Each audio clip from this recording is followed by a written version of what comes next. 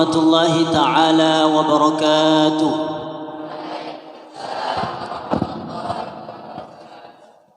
Alhamdulillah wassalatu wassalamu ala Rasulillah wa ala alihi wa sahbihi wa man wala. Yang saya hormati pimpinan Dayah Manahilul Irfan Ustadz Rifki Sururi, yang saya hormati narasumber yang alhamdulillah sudah bersama-sama dengan kita, yang saya hormati para asatidzah, dan yang saya banggakan seluruh santri Manahilul Irfan. Alhamdulillah, kita bersyukur pada Allah. Pada hari ini lebih kurang Yayasan Manahilul Irfan sudah menginjak 1 tahun umurnya. Dalam 1 tahun ini kita masih perlu melakukan pembelajaran untuk mendapatkan hasil-hasil serta cara-cara yang lebih baik ke depannya. Dalam perjalanan 1 tahun, berbagai hal dan pelajaran sudah kita dapatkan. Namun, inilah perjuangan kita dalam membina satu yayasan pesantren. Kita harus tetap mencari formulasi-formulasi baru untuk mendapatkan hasil yang lebih baik. Dalam membina atau membangun pesantren Manahilul Irfan, kita tetap berprinsip kepada apa yang digariskan oleh para guru kita, al-muhafadzatu 'alal qadimis shalih wal akhdhu bil jadidil aslah. Kita tetap akan menjaga apa-apa yang diwariskan, metode-metode, nilai-nilai, hal-hal yang baik yang diwariskan oleh guru-guru kita sebelumnya, kita bawa untuk mengajarkan anak-anak. Tapi tidak lupa kita wal akhdhu bil jadidil aslah. Kita juga tetap akan mengambil metode-metode, nilai-nilai baru yang kita anggap itu lebih baik. Maka pada malam hari ini kita merasa terhormat kedatangan Ustadz yang sudah lama berkecimpung dalam dunia tahfiz Al-Quran, dan santrinya sudah banyak yang dikatakan berhasil. Inilah salah satu bentuk upaya kita mencari orang-orang yang dekat. Saya percaya bahwa perkataan seseorang itu akan berkumpul dengan orang yang satu profesi. Orang pebisnis, dia pasti akan bertemu dengan pebisnis. Orang ahli hukum, mungkin dia akan bertemu dengan ahli hukum. Dukun, bisa jadi dia akan bertemu dengan dukun selama hidupnya. Bisa jadi seorang teman atau bisa jadi musuh. Dalam hal ini kita berjuang sama-sama dalam membangun dunia tahfiz Al-Quran. Kita mencari orang-orang yang memang bisa disinergikan untuk bisa bekerja sama. Kita semua yakin bahwasanya perjuangan dalam Islam itu bukanlah sebuah persaingan, tetapi semuanya saling mendukung untuk mendapatkan keridhaan Allah Subhanahu wa taala. Baik, kami sama-sama mengucapkan terima kasih Ustadz sudah bisa bersama-sama dengan kita di sini.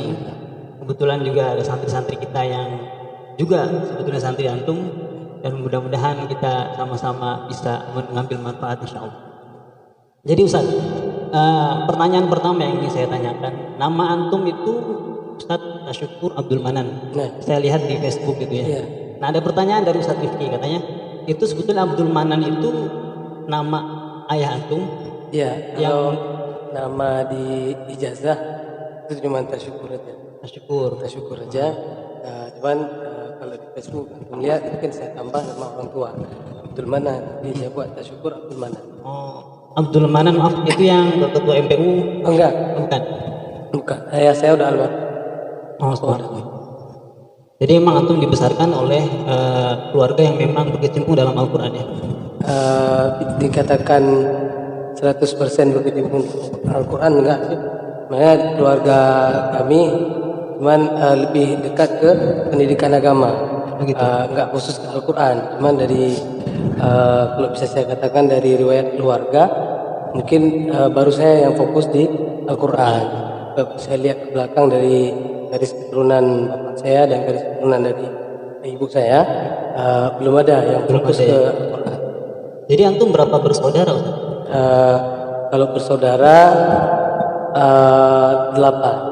Alhamdulillah yang hari ini masih Allah kasih kesempatan di dunia ini itu ada 7 orang.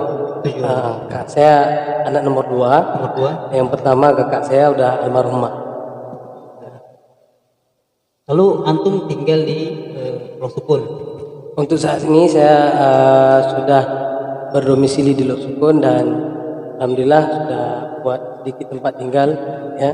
Artinya saya sudah yakin dan fokus untuk bermuamalah di Lok Sukun, termasuk apakah nanti melanjutkan kegiatan di bidang pendidikan tahfiz dan sebagainya itu di Lok Sukun.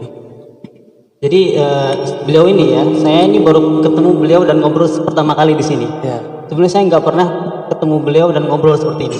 Saya sering kali jadi makmum beliau di Baitur Rahman, kemudian di Arun juga saya sering. Saya ngefans betul sama beliau karena memang suaranya suara subhanallah kan. Jadi saya pengen sebetulnya ngobrol dari dulu, cuma beliau mungkin sibuk ya. Jadi alhamdulillah sekarang saya bisa langsung ngobrol bahkan di depan seperti ini. Nah Ustadz, jadi kalau boleh cerita tentang menghafal Quran, antum pertama kali menghafal Quran itu usia berapa Ustaz? Saya menghafal Al-Quran itu umur 14 tahun. 14 tahun. Udah telat. Kalau dikatakan usia hari ini, para penghafal Al-Quran yang hari ini, itu saya kategori telat. Udah terlambat. Terlambat umur 14 tahun. Itu pun prosesnya saya masuk masuk tahfiz untuk menghafal Quran itu bukan keinginan yang muncul disengaja, artinya punya keinginan saya mau masuk tahfiz enggak. Jadi prosesnya tahun 2002 akhir itu posisi saya masih kelas 2 SMP di Simpamuli. Saya kampung saya di Ini baru lahir mereka nih 2002. Ya, saya anak Simpamuli. Saya di Simpamuli. Jadi saya ngaji di ada sebuah pesantren itu, pesantren Dayah Nurul Salam di Unasa Mampre. Itu katanya dari Kementerian Agama dulu, sebelum ada Dinas Syariat Islam, Kementerian Agama ada mengadakan lomba hafal surah-surah pendek dan hafal juz 30. Jadi saya mempersiapkan diri karena diutus dari pesantren untuk utusannya salah satu saya. Jadi kami berangkatlah ke sana, ke Lok Sumawe, ke kantor Kementerian Agama pada saat itu. Rupanya pas kami sampai di sana bukan lomba Ustaz. Rupanya sampai di sana adalah proses ujian seleksi untuk diterima sebagai santri tahfiz. Jadi kan terbalik ceritanya. Jadi memang Kementerian Agama pada saat itu yang dikepalai oleh Pak Dr. Andes Abdul Ghani Isa itu lagi mencari bibit-bibit unggul di Aceh Utara untuk dididik jadi santri tahfiz yang akan ditempatkan di lembaga Pemda. PPTQ hari ini, dulu PPTQ di Lok Sumawe kan di dalam bentuk rumah sewa, bukan ma'had. Jadi pada saat itu saya baru terkejut, rupanya bukan lomba, rupanya tes ujian ya, hampir sama lomba dengan tes hampir sama prosesnya. Cuma ujungnya bukan juara yang kita dapat, tapi bisa masuk ke ma'had atau jadi istilahnya lembaga. masuk hafal Quran itu nggak sengaja awalnya. Enggak, kalau hari ini kan mungkin orang bercita-cita saya ingin masuk tahfiz ya, minta izin sama orang tua, bahkan hari ini kadang dorongan orang tua lebih kuat. Kalau saya enggak, agak berbeda proses masuknya, sehingga pada saat saya pulang saya ceritakan sama orang tua, saya ceritakan sama guru-guru saya, rupanya bukan lomba, rupanya ini ujian seleksi untuk diterima sebagai santri tahfiz. Artinya hari itu kami nggak dapat hasil apa-apa, tunggu pengumuman. Kalau nggak salah pada saat itu sekitar 1 bulan baru ada pengumuman. Dan alhamdulillah dari 15 orang hari itu. 15 orang dari utusan Aceh Utara itu kalau nggak salah pada saat itu satu pesantren 2 orang. Hanya 2 orang satu pesantren. 2 orang satu pesantren, tapi yang diterima 15 orang untuk dimasukkan ke lembaga tahfiz Pemda. Oh gitu. Jadi saya termasuk salah satu. Antum ada keturunan seorang qori ya? Seperti saya ceritakan tadi yang pertama, kalau dari keturunan memang belum ada. Tapi itu lomba Quran itu lomba bukan apa? Hafalan biasa. Hafalan biasa. Udah hafal berapa juz itu ketika itu? Pada saya itu belum. Saya cuman juz 30 udah lumayan saya hafal. Ada surah-surah yang sudah tinggal hanya surah-surah yang panjang seperti An-Naba, An-Nazi'at. Berarti kira-kira kemarin pas mau lomba itu 30 itu Ya, kira-kira itu baru kita ternyata persiapkan. malah menjadi santri gitu. Menjadi. Antum usia berapa hafal sampai 30 juz? Itu proses saya hafal 30 juz karena di lembaga Pemda itu kan asramanya berbeda dengan asrama di tempat-tempat yang lainnya. Kita tinggal satu rumah, satu atap, ada santri putri, ada santri putra.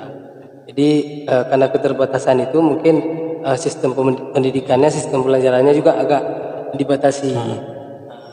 Ketika saat itu kami ada kewajiban harus sekolah. Kita tinggal di asrama harus sekolah, sedangkan di asrama itu nggak ada sekolah. Ya. Jadi selain kita tinggal di ma'had, kita juga harus sekolah keluar. Yang pada saat itu kami pindah ke Lusmawe di SMP 5. Itu tiap paginya dengan beban di ma'had hafal Quran, kemudian beban sekolah. Alhamdulillah hafal Quran mampu saya selesaikan 2 tahun 3 bulan. 2 tahun 3 bulan dengan kesibukan sekolah. Luar biasa, tepuk tangan dong. Nah ini sekarang saya tidak akan nanya Ustaz tentang motivasi, tentang metode, saya tidak tanya. Karena nanti insya Allah akan mengalir, anak-anak pasti nanya sendiri. Iya. Jadi saya nanya tentang biografi antum aja. Iya. Ya. Kemudian saya lihat antum SH. SHI apa SH? SH, hukum umum ya. Hukum umum, bukan tata hukum negara, Islam ya. Ya. Terus MH juga. Oh luar biasa. MH lagi proses. Ini sidang insyaallah minggu depan. Oh mudah-mudahan insyaallah lancar Ustaz. Jadi beliau seorang sarjana bidang hukum. Ya, seorang hafal Quran tapi bidang sarjana hukum. Nah, saya tanya, antum ambil bidang hukum. Apa antum mau jadi seorang pengacara atau hakim gitu? Itu kalau prosesnya, proses kuliah di di hukumnya itu punya cerita juga. Artinya ketika saya itu khatamnya, saya kalau khatam Quran posisi semester 1, baru-baru masuk semester 1 kelas 3 aliyah. Dari kelas 3 SMP tadi. Kelas 3 SMP mau ujian, mau UN itu saya masuk ke sana. Artinya ambil sekolah pun agak berbeda. Dari SMP saya masuk ke aliyah. Oh, jadi dari umum ke Islam. Dari umum ke Islam, ke aliyahnya. Yang pelajaran sedikit berbeda. Kemudian ceritanya ketika saya tamat dari aliyah, selesai dari SMA aliyah, itu cita-cita saya karena sudah khatam, saya besar keinginan pada saat itu dan punya rencana itu studi ke Timur Tengah. Oh, kemana itu? Target pertama kalau nggak ke Madinah, Mesir atau Yaman. Oh, kan tiga negara itu. Dan segala persyaratan sudah saya persiapkan. Pada saat itu memang karena kepengen kali. Cuman pada saat saya tanya sama orang tua, di saran dari orang tua, rasa-rasanya kalau memang kuliah di Indonesia juga sama. Di Indonesia juga sama katanya. Itu pemahaman orang tua kita kan. Beliau menganggap seperti itu. Mungkin belum berani jauh-jauh. Kemudian termasuk salah seorang, kalau bisa saya katakan itu sudah seperti ayah angkat saya, Kepala Kementerian Agama Aceh Utara dulu, Pak Dr. Andes Abdul Ghani Isa. Beliau kasih saran ke saya. Saya syukurkan ini hasil didikan Aceh Utara, punya potensi. Jadi alangkah baiknya setelah selesai pendidikan kita berterima kasih ke daerah. Salah satu cara terima kasih kita kepada Pemda Aceh Utara adalah mengabdi di Aceh Utara. Mengabdi artinya dengan kata lain saya disarankan kuliah di Aceh, bahkan di Lusmawe. Jadi untuk nggak perlu jauh-jauh. Terakhir karena saya berangkat dari SMP kemudian aliyah, kemudian saya punya cita-cita, kita udah hafal Quran, udah tinggal di pesantren, bukan artinya kita sudah paham kali agama, tetapi pendidikan agama minimal kita sudah ada basicnya. Jadi saya pengen masuk ke ranah umum, artinya kita pengen tahu. Jangan nanti dikatakan orang pesantren nggak paham hukum, orang pesantren nggak paham ini. Jadi itu yang tergerak saya, maka saya ambil jurusan hukum. Banyak orang yang pertentangkan hal itu. Tersyukur kamu kan hafal Quran, kenapa kamu ambil jurusan hukum? Kenapa nggak hukum Islam? Itulah saya pengen cari tahu. Artinya di mana sih yang selama ini dianggap hukum negara ini hukum kafir, hukum ini? Saya pengen tahu itu. Jadi kita sudah punya basic agama sedikit walaupun nggak paham kali. Kemudian kita cari ilmu baru, artinya yang jangan dikatakan kita awam kali tentang hukum negara itu, hukum Belanda katanya. Makanya saya ambil jurusan hukum. Luar biasa, beliau hafal Quran, paham hukum agama, umum juga. Karena gini saat kita udah hafal Quran, anak santri-santri gitu, itu malas sekolah. Iya. Banyak kan malas. Mungkin Ustaz punya hidup kayak gitu juga. Saya mau hafal Quran aja Ustaz, saya malas sekolah. Jadi ya fokus ke akhirat aja lah, kita nggak mau agama. Itu menurut pandangan antum bagaimana? Pandangan orang yang agama saja lah, kita nggak usah. Itu gimana menurut pandangan? Kalau pandangan saya itu termasuk bukan keliru. Saya nggak bilang salah, tapi sedikit keliru. Kalau hari ini kita orang-orang yang hafal Quran, orang-orang yang sudah mengambil jalur ke pesantren misalnya, tapi kita menafikan dunia pendidikan yang kita katakan hari ini itu orientasinya ke dunia pendidikan, padahal tidak. Jadi hari ini dipandang salah satu orang pesantren dianggap tidak paham ini, tidak paham itu karena punya sekolah itu nggak penting. Kalau bahasa Aceh ini saya bilang, bahkan dulu ada pemahaman orang Aceh, jaikulah jadi kafir. Oh itu Ustaz kalau sekolah jadi kafir. Oh gitu. Kan bahaya kali. Bahaya. Oh, iya betul. Itu pemahaman orang tua kita ada yang dulu itu harus kita perbaiki. Artinya kita berikan fakta-fakta hari ini. Orang sekolah itu nggak jadi kafir. Orang sekolah hari ini dengan pemahaman sekolah disandingkan, apalagi anak-anak pesantren terpadu dengan pemahaman agama, insya Allah juga tercapai cita-cita menjadi generasi-generasi yang dirindukan oleh agama, generasi-generasi yang dekat kepada Allah dan Rasulnya. Betul. Juga dengan paham dengan ilmu agama, paham juga dengan ilmu umum. Artinya kita tidak awam. Misalnya ini saya kasih contoh satu. Kalau kita duduk misalnya yang seperti saya bilang tadi, kalau orang pesantren nggak sekolah, jadi kan gampang sekali orang sekarang bilang apa itu orang pesantren, nggak tahu apa-apa, nggak tahu apa-apa. Jadi hari ini itu kita balik. Jadi orang pesantren, orang hafal Quran khususnya ini saya bilang, orang hafal Quran itu harus jadi insinyur, orang hafal Quran harus jadi orang hafal Quran harus jadi teknisi, harus harus ada pilot, harus ada semua. Jadi orang hafal Quran. Jadi bukan orang hafal Quran cuma hafal aja.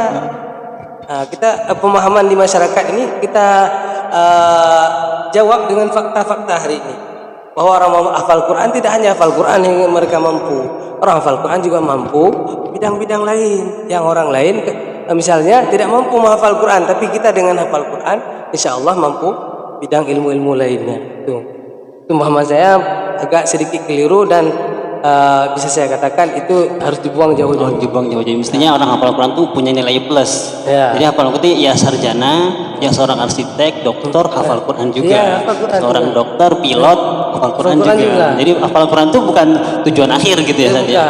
Ya. Jadi antum ada rencana jadi seorang hakim atau pengacara nggak ada? Itu tidak ada. Nggak ada.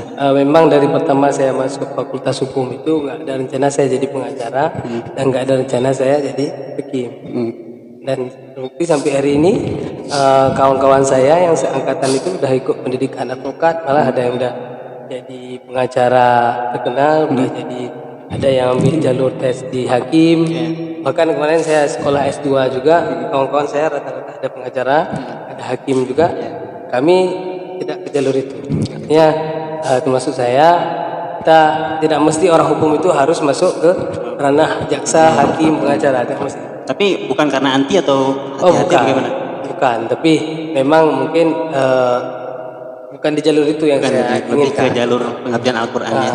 Luar biasa. Itu nanti akan lanjut lagi ke bidang dokter yang belum tahu. Gitu ya. Kalau dokter belum tahu. Mudah-mudahan selesai S2 ini ada pencerahan baru.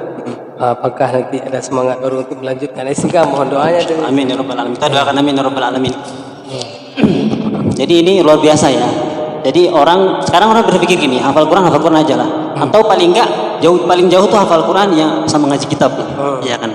Tapi hafal Quran dengan ngaji Al-Quran juga, yang ngaji kitab juga paham, umum juga paham, itu yang jarang. Nah, ini luar biasa sekali motivasi buat kita bahwa hafal Quran itu bukan tujuan akhir. Sekarang gini Ustaz ya, pertanyaan saya di Aceh. Ini agak sensitif sedikit ya. Jadi Aceh ini kan tren hafal Quran saya menilai cukup baru, ya kan? Mungkin bisa jadi antum di Aceh Utara adalah orang pertama atau orang-orang awal yang hafal Quran, gitu ya. Nah, menurut antum pandangan-pandangan orang-orang Aceh terhadap hafal Quran itu bagaimana, Ustaz? Kalau saya melihat Aceh keseluruhan, kita nggak pantau ke di luar Aceh Utara. Ini saya bicara di Aceh Utara dan Sumawe. Oh gitu. Kalau di Aceh Utara sendiri ada memang kita keliling nih Ustaz ya. Kita keliling, ada masuk kecamatan-kecamatan, kita lihat respon masyarakat hari ini dengan berdirinya ma'had tahfiz, pesantren-pesantren tahfiz hari ini khusus di Aceh Utara. Alhamdulillah kita katakan walaupun belum 100%, tapi animo masyarakat, keinginan masyarakat hari ini untuk memasukkan anaknya ke pesantren-pesantren tahfiz untuk menjadi hafiz itu sudah luar biasa untuk Aceh Utara. Apalagi di Luk Sumawe. Di Luk Sumawe itu bisa saya katakan di atas Aceh Utara, karena pemahaman orang kota hari ini dan orang kampung bisa dikatakan sedikit lebih maju orang di kota. Artinya mereka dengan wawasan yang tinggal di kota mungkin pemahaman pernah ke sini pernah ke sana lebih cepat berkembang tahfiz hari ini di wilayah kota. Artinya saya lihat di Luk Sumawe itu tingkat istilahnya, ada kawan-kawan saya juga ada beberapa orang, mereka hanya bergerak dari rumah Quran.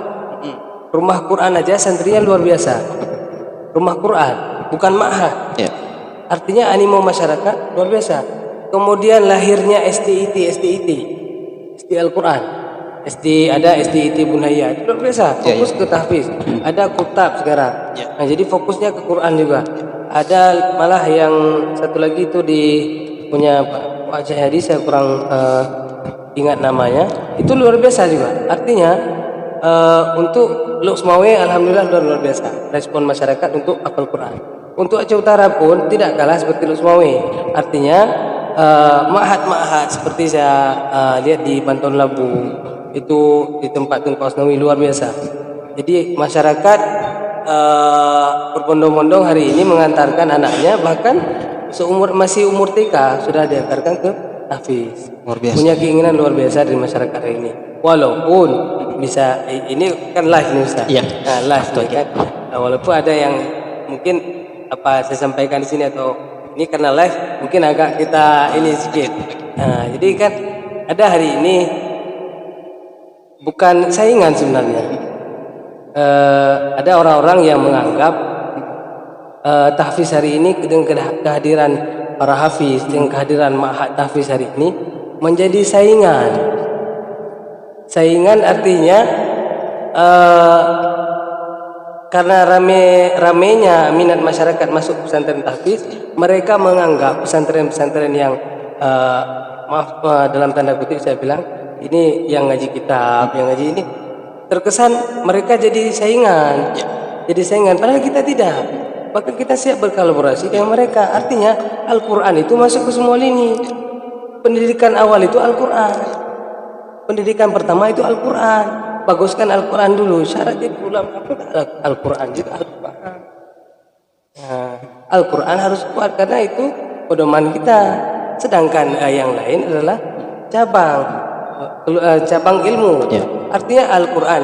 Misalnya saya katakan hari ini, tidak mungkin seorang imam di Nasah, imam di kampung, guru TPA tidak paham Al-Quran.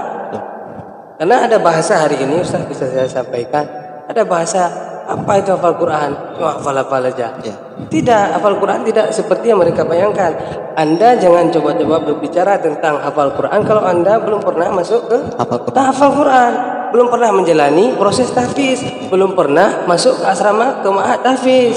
Artinya Anda tidak tahu, tidak paham betul tentang proses tahfiz, hanya mendengar dari luar. Itu jangan langsung mengambil kesimpulan yang bisa membuat kondisi di masyarakat kita menganggap ini orang hafal Quran ini, bahkan ada yang bilang ini apa ini orang Wahabinya. Nah, itu paling bahaya sekali. Itu ini memang agak ini saya sampaikan, tapi memang harus kita sampaikan. Nah, ini terus karena ada kekhawatiran bahwa setelah hafal Quran ya hafal-hafal saja gitu kan, dia nggak bisa wudhu, nggak bisa mandi yang benar, terus nanti setelah hafal Quran mungkin dia ke umum, dia nggak paham sama sekali tentang hukum. Itu kekhawatiran itu bagaimana saat kita menjawabnya itu? Hari ini kalau kekhawatiran tentang itu kan bab fardhu'in semua yang antum sampaikan tadi. Ibadah fardhu'in artinya mereka harus paham bab tentang sholat, tentang bersuci. Itu kan orang hafal Quran juga hari ini belajar itu. Itu belajar juga ya. Ada kurikulum di pesantren-pesantren tahfiz Tetap aja. Tetap belajar itu. Bukan tidak sama sekali Bukan gitu. tidak sama sekali. Mungkin pandangannya kan hafal Quran saja tidak ada apa-apa sama sekali gitu. Seperti yang pernah kami terapkan di BPTQ dulu. BPTQ masih sedikit berbeda dengan pesantren-pesantren tahfiz yang ada mungkin di Jawa atau di tempat lain. Kita itu tiap malam Jumat ada yasinan, kita setelah sholat ada baca zikir. Tetap ya. Jadi yang hari ini pemahaman orang-orang di luar katanya orang tahfiz tuh nggak bisa baca kunut. Siapa bilang? Siapa bilang nggak bisa baca kunut? Saya sampai hari ini baca kunut. Kadang di BPTQ alumni BPTQ berapa orang baca kunut. Ada pernah kita bilang sama santri-santri subuh ini kita nggak baca kunut? Ada. Jadi orang hafal Quran itu siap. Yang dibilang yang penting mungkin kan harus kita perbaiki ini hati hari ini. Mungkin timbul kekhawatiran itu karena hati ini, faktor hati. Faktor hati mungkin menganggap orang hafiz ini saya ingat, orang hafiz ini dengan lahirnya hafiz mungkin maaf saya Kak Ustaz, saya bilang di masjid-masjid hari ini kan jadwal imam itu hafiz rata-rata yang ngisi. Apakah karena faktor itu? Kalau gara-gara faktor itu saya kira kan kecil sekali urusannya itu Ustaz. Kalau gara-gara hanya persoalan hari ini banyak muncul hafiz di permukaan, di mana-mana hafiz diundang, di mana-mana hafiz yang jadi imam. Kalau itu permasalahannya kan kecil sekali Ustaz. Jadi jangan mengkambing hitamkan, mengkambing hitamkan di sesuatu yang putih, Artinya padahal itu tidak ada masalah, tapi dijadikan sebuah masalah. Tapi sebetulnya kalau kita menjawab kolaborasi antara Quran dengan kitab pun sebetulnya bisa ya. Bisa. Metode bahkan lebih untuk didikan seorang yang paham tentang agama, dia pondasi Al-Quran ya kuat, pondasi hukumnya artinya fikihnya nanti dikaitkan dengan tasawuf hari ini kan, artinya menjaga ibadah itu, artinya kita harus tawadhu, harus merendah diri, artinya itu kan bagian dari tasawuf. Prosesnya bila digabung hafal Quran, pemahaman Al-Quran yang mantap ditambah pemahaman hukum, tambah dengan penjagaan terhadap ilmu-ilmu yang kita peroleh ini dengan baik, artinya ada tasawufnya. Sungguh luar biasa. Jadi hafiz yang luar biasa. Luar biasa. Jadi gini kami di Jawa ini ada cukup banyak ya pesantren tahfiz. Yang saya lihat di Aceh ini kan pesantren tahfiz hanya usia tentang usia SMP SMA. Ya. Sementara kalau kami di Jawa itu sudah sampai ke usia umum. Banyak anak santri-santri yang di daya-daya salaf yang memang murni salaf. Nanti kiai kitab itu walaupun beliau kiai itu nggak hafal Quran, ini santri udah 10 tahun ngaji kitab sampai hafal alfiyah segala macam semuanya. Kamu jangan kawin dulu, jangan nikah dulu, hafal Quran dulu ke kiai ini. Jadi kiai yang tahfiz itu ditujukan tahfiz yang memang orang-orang dewasa. Saya sendiri SMP hafal Quran, kawan-kawan saya itu 27 tahun, 30 tahun baru ngafal Quran. Mereka pindah dari pesantren-pesantren kitab yang memang sudah matang, artinya secara pemahaman agama matang. Mereka pindah. Nah, begitu juga sebetulnya kiai pesantren tahfiz juga berkolaborasi juga. Nanti kalau kamu udah hafal Quran, kamu pesantren kitab. Ada kolaborasi antara itu. Itu yang kami rasakan. Nah, pertanyaan saya gini, apakah mungkin di Aceh ini akan bisa diadakan pesantren-pesantren yang lintas usia seperti itu? Apa? Bisa. Kalau saya katakan potensi di Aceh hari ini dengan banyaknya para hafiz-hafiz hari ini, mungkin ada kesempatan kita bisa membuat sebuah lembaga pendidikan, artinya orang-orang yang sudah lama di daerah ini, orang-orang yang sudah paham dengan hukum, betul-betul mereka paham dengan hukum yang antum sampaikan tadi, tidak salahnya kita ajak untuk gabung ikut ke tahfiz Quran. Kalau dari yang tahfiz masuk ke dayah, kita sudah buktikan alumni PTQ ada berapa orang, kita sarankan malah. Kita sarankan kalian sudah selesai hafal Quran, artinya pendidikan tidak hanya sampai di sini. Kalau kalian mau lanjutkan ke dayah itu sangat bagus. Dan itu sudah dibuktikan, ada beberapa alumni kita sudah jadi santri mudi Mesra Samalanga, ada santri di daerah Kutaragung, ada santri di daerah-daerah yang lain. Artinya setelah mereka hafal Quran, mereka masuk ke daya. Kita artinya terbuka. Orang hafiz ini terbuka. Kalau kita terbuka, kalau memang mau kerjasama, artinya pendidikan daya digabung dengan pendidikan tahfiz, insyaallah akan kita capai tujuan sama-sama. Jadi jangan menganggap ini sebagai saingan seperti saya sampaikan tadi. Artinya kan kalau dari tahfiz mungkin ada yang masuk kitab. Sebenarnya saya yang dari kitab misalkan dari daya-daya besar yang memang sudah lulus kuliah dan sudah ngajar sana, dia menghafal Quran. Ada nggak ada wadah tempat pesantren atau daya yang menampung orang-orang yang memang sudah usia lanjut seperti itu? Untuk sementara kalau di Aceh Utara belum ada ya? Belum ada di Aceh Utara. Sebenarnya kalau kita mau bergerak dengan jumlah guru tahfiz hari ini, kita sudah bisa bergerak ke arah sana. Artinya punya sebuah lembaga yang khusus untuk orang dewasa hafal Quran. Iya. Itu ada rencana ke sana belum? Kalau saya belum ada ya? Belum. Tapi kalau itu peluang bagus itu. Kalau mau diterapkan di pesantren kita di sini, alhamdulillah itu. Baik, kita sudah masuk sesi pertama. Ada kalanya baiknya kita break dulu. Kita ada satu hiburan kepada ustazah, memberikan sedikit ya lewatan iklan mungkin barangkali. Silakan kepada ustazah.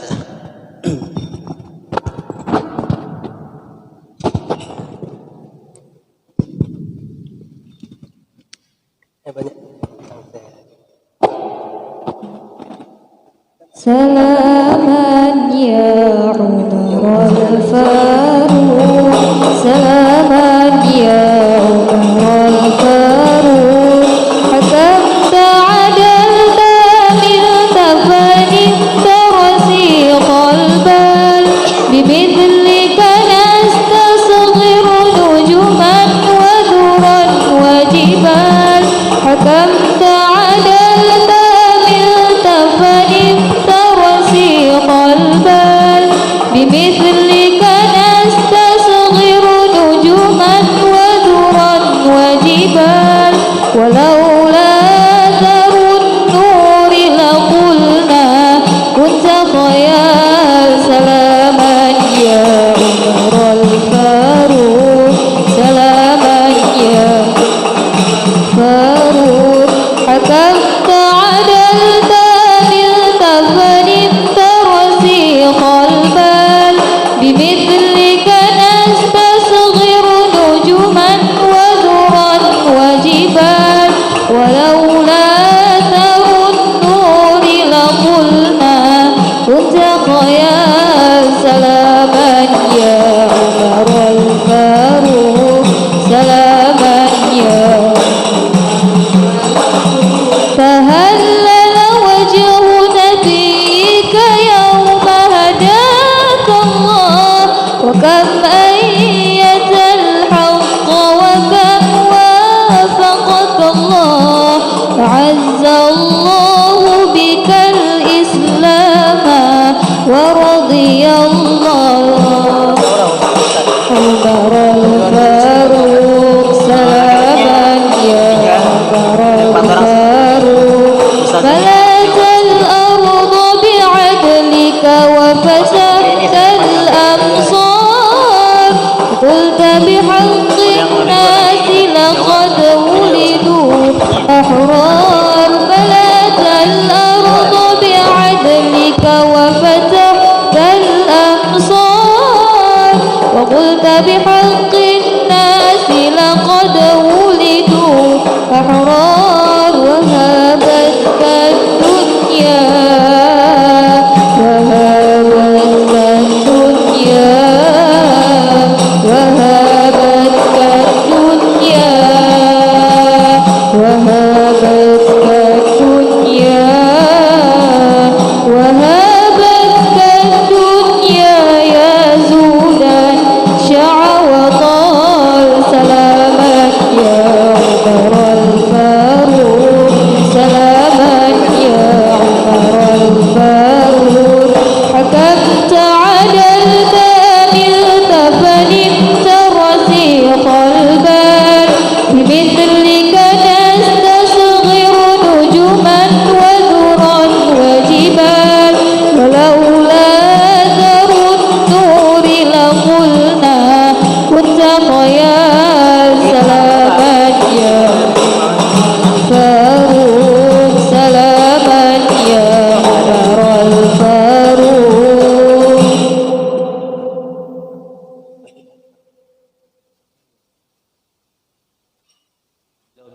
buru-buru jadi saya agak santai juga. Pertanyaan juga banyak, masih banyak.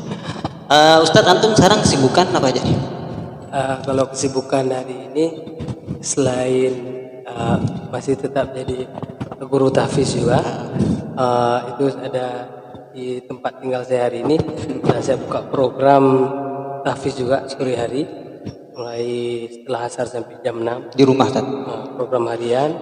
Selain itu saya juga ada aktivitas hari-hari di SDIT Ummul Qura di Lok Sukun juga.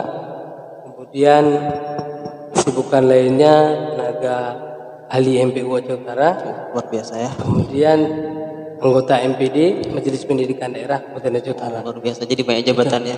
Jadi satu hari sibuk ya Ustadz ya. Lumayan, kesibukan lumayan. Jadi kita senang kok bisa beliau sibuk tetap bisa kesini, alhamdulillah. Jadi ini satu hal yang saya mau tanya. Ustadz berkecimpung dalam dunia Al-Quran, apa Ustadz ada niat sampai kapan Ustadz akan berkecimpung di dunia Al-Quran itu? Kalau sampai kapan, mungkin sampai hari ini belum ada batas waktu. Karena saya sudah membulatkan tekad, artinya niat saya memang mungkin ini sudah jalan dikasih sama Allah. Saya dibesarkan, bahkan Allah kasih jalan, mungkin hidup dan kehidupan saya bersama orang-orang Al-Quran, bersama Al-Quran dan bersama orang-orang Al-Quran. Artinya karena dengan Al-Quran inilah kalau bisa sampaikan sedikit pengalaman, mungkin sedikit agak keluar dari pertanyaan. Dengan Al-Quran inilah saya hari ini bisa saya katakan saya selesai pendidikan S1. Karena dulu saya pernah ada satu pesan disampaikan oleh orang tua saya, kamu sekolahnya yang nggak usah sampai tinggi-tinggi, SMP udah cukup. Tapi alhamdulillah dengan saya masuk ke pesantren tahfiz, masuk ke lingkungan Al-Quran, itu saya sampai hari ini bahkan sudah menempuh pendidikan S2. Artinya wasiat orang tua saya cukup di SMP, tapi hari ini saya sudah menempuh pendidikan yang lebih tinggi. Kemudian efek Al-Quran ini mungkin salah satu faktor kenapa hari ini kita harus menghargai dan harus bangga menjadi salah seorang yang Allah kasih jalan ya bersama Al-Quran. Artinya bisa jadi hafiz, bisa jadi orang-orang yang mengajarkan Al-Quran. Karena di proses di belakangnya, salah satu faktornya saya bisa berangkat ke tanah suci juga berkat Al-Quran. Semua. Ya, karena pada saat itu saya masuk pesantren tahfiz, itu pernah disampaikan sama Bapak Bupati pada saat itu, Bupati Aceh Utara, Bapak Tarmizi Karim. Siapa saja di antara santri ini yang cepat selesai khatam Quran, ya, insya Allah akan ada hadiah dari saya. Pada saat itu mungkin karena kita masih anak-anak, niat kita memang bukan 100% mengejar hadiah itu. Pada saat kita sudah menjadi santri tahfiz, kita sudah sadar bahwa tujuan kita bukan hanya itu. Dan saya juga tidak fokus sekali harus mengejar hadiah itu. Saya menghafal juga biasa-biasa. Bahkan kalau saya sampaikan untuk jadi motivasi untuk anak-anak di sini, itu ada dari 15 orang santri PPTG yang masuk pertama ke PPTG itu, 2 orang di antara 15 itu, artinya 13 orang selain yang dua itu, 2 orang itu mereka sudah hafal 2 juz. Itu anak dari Kecamatan Dewantara. Mereka sudah hafal 2 juz, dan bukan saya sampaikan bahwa hari ini saya telah duluan daripada mereka, tapi hari ini kawan saya yang 2 orang itu tidak khatam. Tidak khatam. Mereka tidak khatam. Bahkan mereka berhenti di tengah jalan. Itu yang perlu saya sampaikan. Artinya niat ini bisa berubah ketika sudah menikmati. Kita sudah menikmati, sudah masuk ke pesantren, masuk ke ma'had, sudah tahu oh begini hafal Quran, oh begini prosesnya hafal Quran. Jadi niat ini bisa berubah. Nah, dengan semangat kita yang mungkin dukungan orang tua, dukungan dari para guru, mungkin kan daripada ustadz dan ustazah, mungkin ini akan berubah. Jadi pertama mungkin tujuan saya pada saat itu untuk mengejar hadiah itu. Mengejar hadiah itu. Ayo siapa duluan dapat hadiah itu. Tapi bahkan kami tidak ingat lagi hadiah itu, karena bukan setelah selesai langsung dapat hadiah. Jadi berselang waktu 1 tahun kalau nggak salah, tiba-tiba kami dipanggil sama dinas syariat hari itu, dipanggil, tersyukur tolong ke kantor. Rupanya sampai di kantor sudah disodorkan langsung dokumen tanda tangan. Mustor Haji ONH. Jadi kan Itu tahun berapa itu? tahun 2007. 2007 ya. Berangkatnya saya 2009. Oh gitu. Berangkat 2009, proses itu 2007. Ya. Saya selesai hafalan Quran itu 2006. 2006 ya, 2006 awal saya selesai. Maksudnya saya proses khataman di situ. Ya. Kemudian baru 2007 akhir itu ditunaikan janji itu. Ya. Dan kita pun tidak ingat lagi. Ya. Artinya bukan semata-mata mengejar target atau hadiah yang dijanjikan oleh petisan itu. Kita kembali lagi kepada yang Ustadz tanyakan tadi.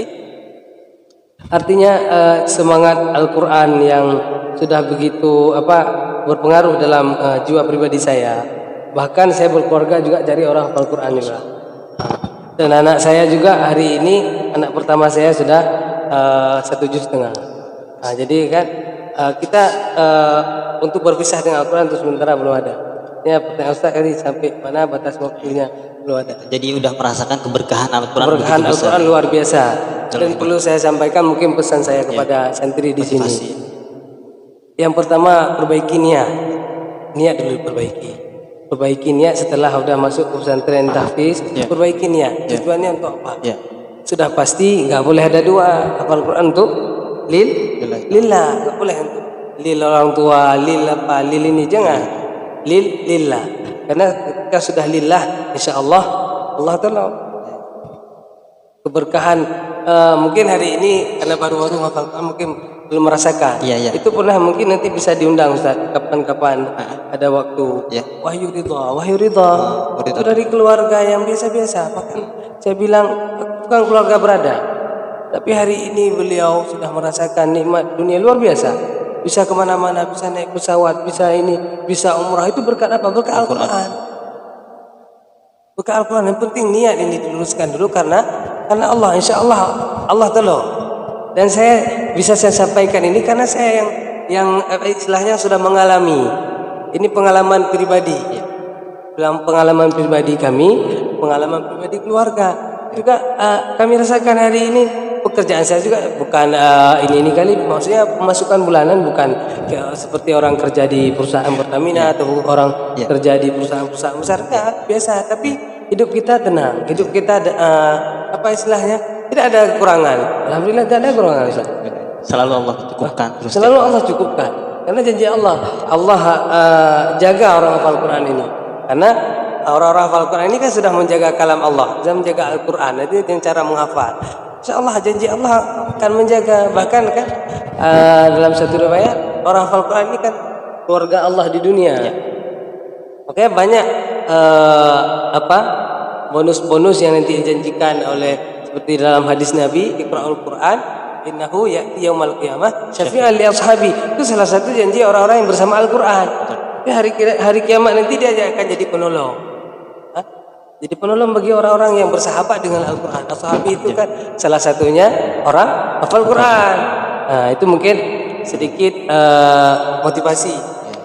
Nah ini gini Ustaz ya, ini soal niat ya. Ya. Karena mungkin motivasi orang santri dimanapun ya kira menghafal Quran bisa jadi awalnya karena paksaan orang tua. Orang tua yang mau, anaknya nggak mau.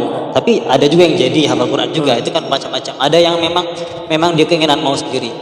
Nah ini persoalan gini, yang saya lihat banyak sekali orang menghafal Quran, tapi sebetulnya dia sendiri nggak tahu hafal Quran itu buat apa. Jadi dia nggak hafal apa.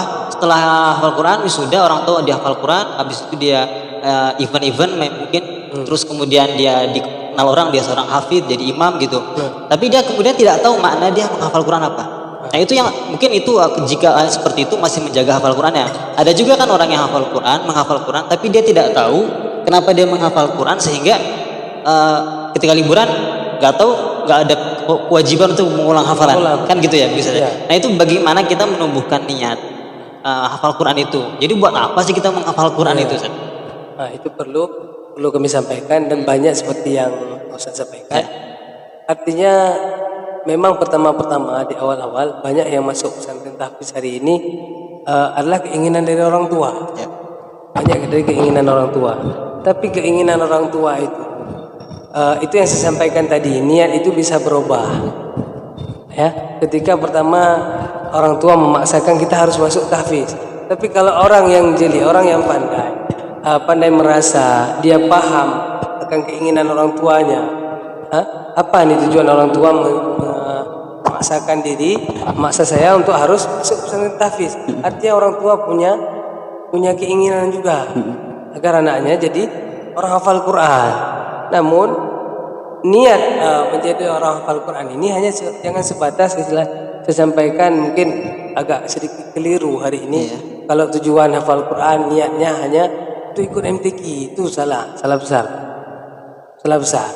Karena ketika itu niat kita, ketika kita tidak terpilih, tidak menjadi juara, tidak masuk final di MTQ, semangat itu akan kendor. Bahkan ada orang yang mengambil langkah akhir nggak hafal Quran lagi. Tok masih hafal Quran, yang juara dia selalu. Tok masih hafal Quran, selalu dia juara. Nah, itu salah. Makanya untuk memperbaiki niat itu memang agak berat. Kalau memang bukan tumbuh dari diri kita sendiri, karena niat itu nggak bisa dari orang lain. Niat itu dari sini, dari pribadi masing-masing. Ya, orang-orang yang mungkin seumuran yang masih kecil belum paham kali masalah niat kemana arah. Karena seperti hadis di hadis arba'in itu innamal a'malu binniyat, sesuatu itu dengan niat. Ya. Kemana kita arahnya, ke situ nanti Allah kasih. Makanya perbaiki niat. Ya. Orang yang seperti Ustaz sampaikan tadi, mungkin ketika liburan tidak murajaah hafalan, ketika di ma'had malas-malasan, itu masih bermasalah di niatnya. Iya betul. Dan saya masih banyak saya dapatkan, bahkan di pesantren di Pantun Lembu itu ada juga. Ada santri yang dia ngafal Qur'annya, dia sebatas rutinitas. Udah masuk kelas nih, jam berapa masuk Ustaz nih, masuk dia. Di situ nanti dia buka Quran. Artinya kita tahu dia belum siap. Padahal Ustaz masuk ke kelas itu bukan menunggu lagi proses kalian mempersiapkan hafalan, bukan. Prosesnya setoran, maju setoran hafalan. Bukan menunggu. Kalau menunggu ngapain kami masuk? Ngapain Ustaz nunggu kalian hafal Quran, hafal di ruangan? Itu salah satu bukti berarti dia masih bermasalah dengan niatnya. Artinya dia hanya menjalankan rutinitas jam berapa masuk, misalnya jam subuh, habis subuh sampai jam 7 udah selesai. Quran pun bahkan ditaruh di kelas. Qurannya bukan di bawah, di kelas taruh. Nanti masuk siang ambil lagi Quran itu. Selesai jam siang, misalnya setelah asar selesai, Quran juga di situ lagi. Kapan dia murajaah? Itu artinya dia masih bermasalah dengan niatnya. Kalau orang yang sudah lurus niatnya, memang tujuannya sudah mantap, dia bahkan orang lain tidur dia murajaah, dia menghafal, ya, dia bangun cepat, tidak perlu arahan dari Ustaz harus bangun jam segini. Dia dengan kesadaran dari dalam dirinya dia bangun. Saya jam 4 ini harus bangun, sebelum subuh saya harus murajaah hafalan.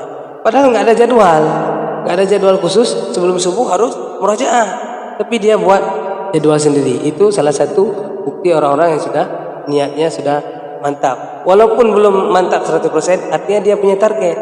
Karena orang hafal Quran ini nggak bisa nggak punya target. Harus punya target. Harus punya target. Setelah pertama niat, ada keinginan, dan niat itu harus digabung. Ya, keinginan aja, niat nggak betul nggak jalan juga. Artinya niat diluruskan, kemudian masuk ke proses.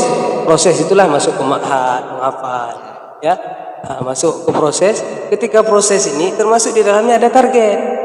Mau sampai kapan saya hafal Quran? Betul. Saya start dari bulan berapa? Saya start dari tahun berapa? Mau khatam sampai kapan? Jadi jangan ini saya khatam 10 tahun lah. Jangan itu. Orang hafal Quran punya target. 1 bulan berapa? 1 juz. Kemudian diturunkan lagi 1 minggu berapa? Kemudian turunkan lagi 1 hari berapa?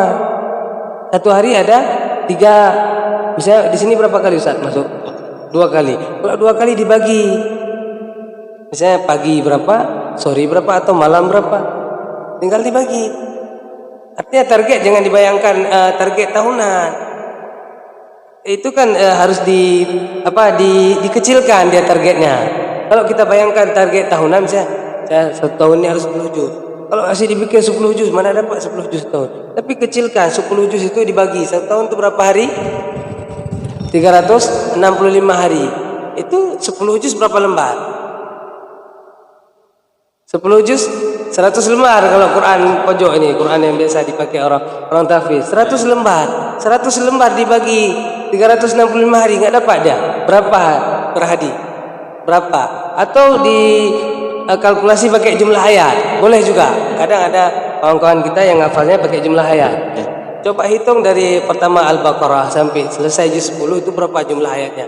Tambah Al-Baqarah 286 ayat, tambah Ali Imran 200, tambah Al-Maidah, tambah An-Nisa semua kan? Coba dijumlahkan berapa ribu ayat keluar. Coba dibagi dengan jumlah hari dalam satu tahun. Jangan dihitung penuh satu tahun. Misalnya 365 hari, potong libur.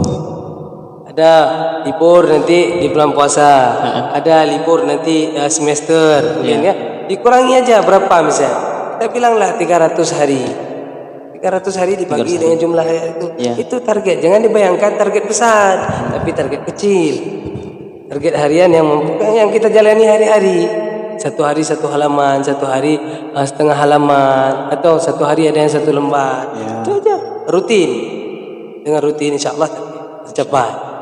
Mungkin niat adalah faktor yang paling berpengaruh terhadap proses hafal Quran. Selesai tidaknya proses hafal Quran ini sangat bergantung pada niat awal.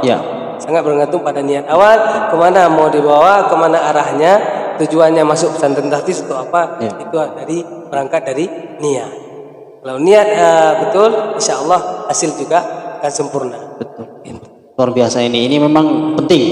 Menurut saya suatu yang paling penting, paling pokok dalam proses menghafal Quran itu tahu niat. Nah ini tahu niat apa enggak kalian? Ini walau anak kecil gini gimana saat dia tahu niat? Anak kecil gini yang misalkan usia SMP yang ya saya pokoknya ngafal aja lah. Satu hari mungkin dia bisa dapat target 1-2 halaman misalkan dan bagus. Apa lancar-lancar saja. Maksudnya bagus-bagus sampai hatam juga dia. Artinya dia baru menemukan kenapa dia menghafal Quran justru setelah menghafal. Jadi diri dia belum ini ya. Itu mungkin saran mungkin walaupun ini kan mungkin Ustaz pernah juga kalau seumuran anak SMP apalagi SD itu faktor ketiga, maksudnya orang di luar dari dia sendiri, guru apakah orang tua itu harus sering kita kasih motivasi. Kasih motivasinya emang nggak bisa kita kasih motivasi seperti kameramen seperti ini, kita panggil person one by one. Jadi kita nasihatin, kita kasih motivasi, kita kasih mungkin dengan cerita-cerita orang yang sukses di bidang hafal Quran. Mungkin jadi memotivasi dia sehingga nanti pada akhirnya si yang anak ini walaupun tidak sempurna seperti yang diharapkan, mungkin sedikit-sedikit akan mengarah ke sana. Insya Allah. Jadi mudah-mudahan ketemu niatnya gitu. Ketemu tujuannya dan memang harus pas mau khatam nanti dia udah dapat. Baru tahu niatnya. Iya. Baik harus punya target saja ya. Kalau nggak punya target susah untuk target harus punya. Jadi target harus. Target. Tapi kan ada Ustaz, masalah target nih ya. Targetnya terlalu mulu-mulu gitu. Ya normal mungkin 1 hari 2 halaman kan. 1 lembar maksud saya. Tapi ada yang mulu-mulu saya pengen hatam dalam waktu 3 bulan misalkan. Sehingga ketika dia tidak sampai 3 bulan atau 6 bulan tidak realistis lah. Akhirnya dia stres sendiri. Akhirnya malah putus asa untuk menghafal Quran. Ada yang seperti itu saja. Kalau itu kan target, bicara target sebenarnya. Yang tahu target itu kan kita sendiri. Iya, betul. Yang buat target kita sendiri. Kita tahu sebatas mana kemampuan kita. Kita sendiri yang tahu. Jadi kalau targetnya muluk-muluk, kalau saya rasa seperti hari ini jangan terpengaruh. Bukan saya menafikan program-program orang cepat-cepat, program cepat, program instan. Saya bilang. Artinya hafal Quran ini butuh proses. Betul, saya setuju. Butuh proses panjang. Jadi jangan ada bahasa hari ini kalau bahasa Aceh Ustaz mengada apa Qurannya. Menghafal Quran itu mudah. Tapi prosesnya tidak semudah seperti yang mereka bayangkan. Hafal Quran ini butuh proses. Yang pertama, kalau orang belum bagus bacaan, dia harus tahsin dulu. Tidak serta-merta sudah masuk ke ma'had tahfiz bisa langsung setor hafalan, nggak bisa. Nggak bisa. Artinya proses hafal Quran ini lumayan rumit. Menghafal Quran itu mudah, tapi prosesnya panjang.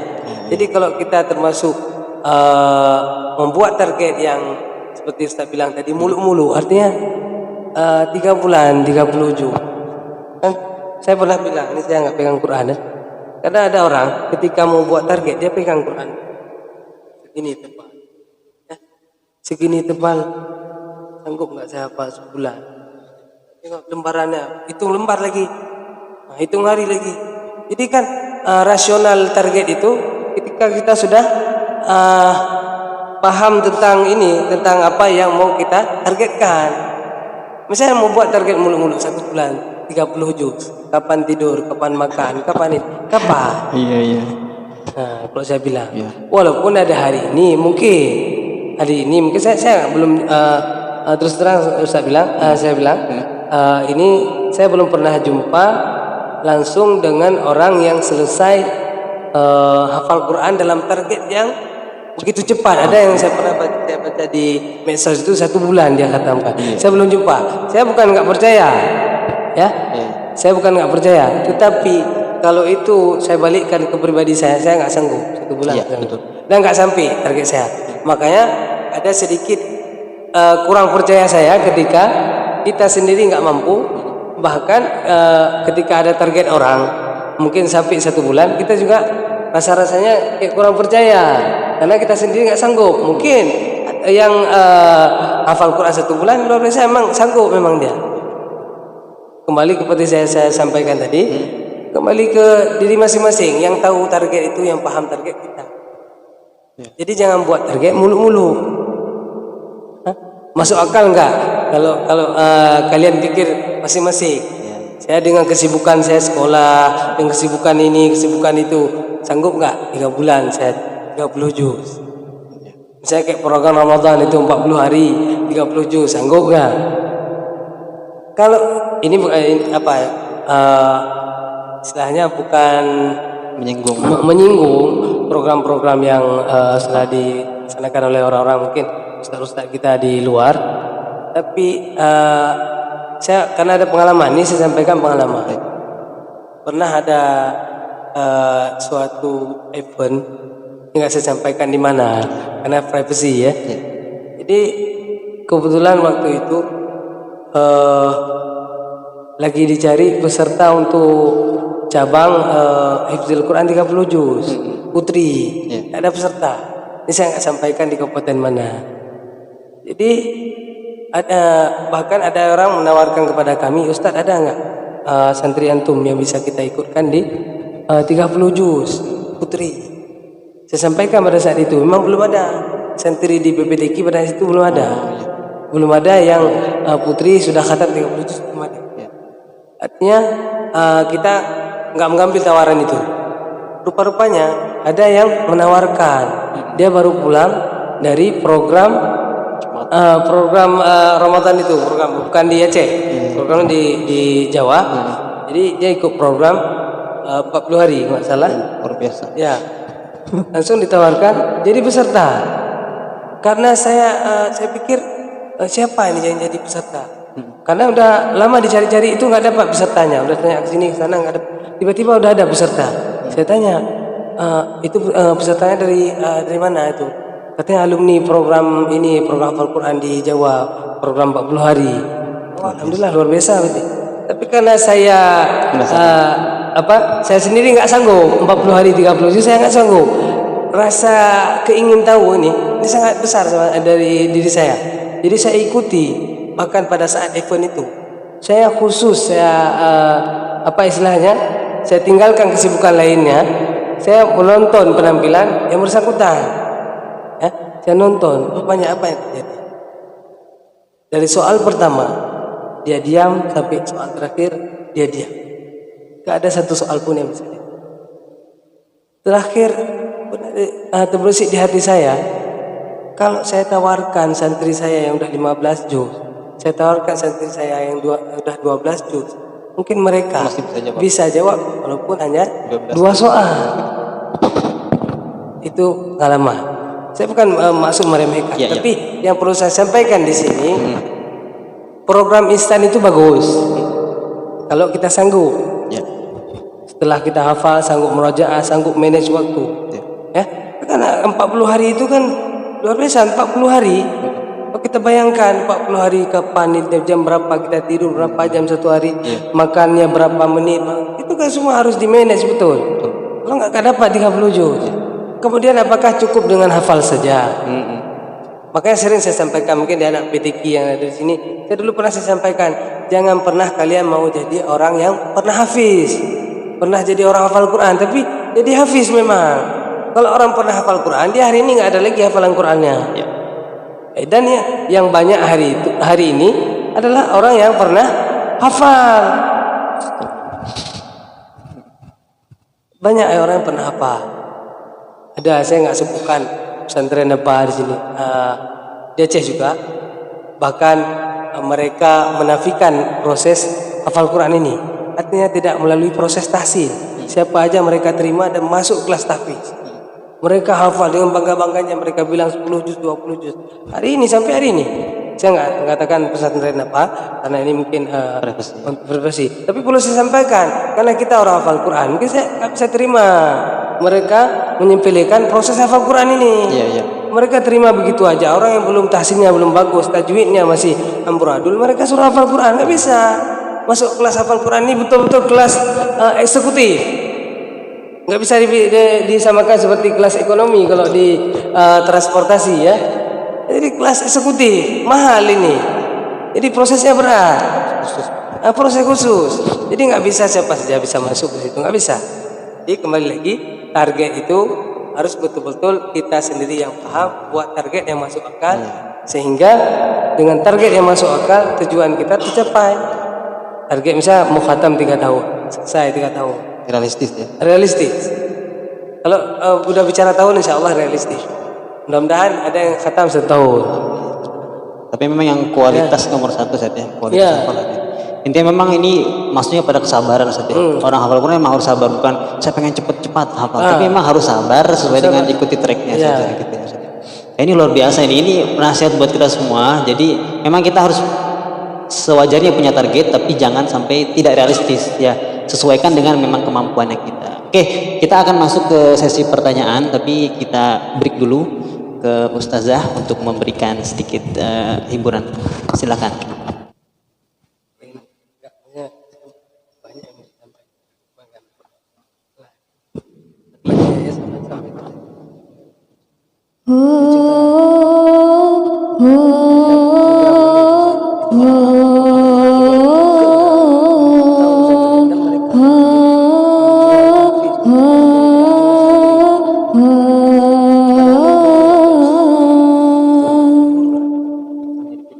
يا شهيدا علمنا بعد العزة والإباء نراه نجما ساطعا يتراءى بالكبرياء نراه نجما ساطعا يتراءى بالكبرياء يتراءى بالكبرياء يا شهيدا علمنا بعد العزة والإباء نراه نجما ساطعا يتراءى بالكبرياء يتراءى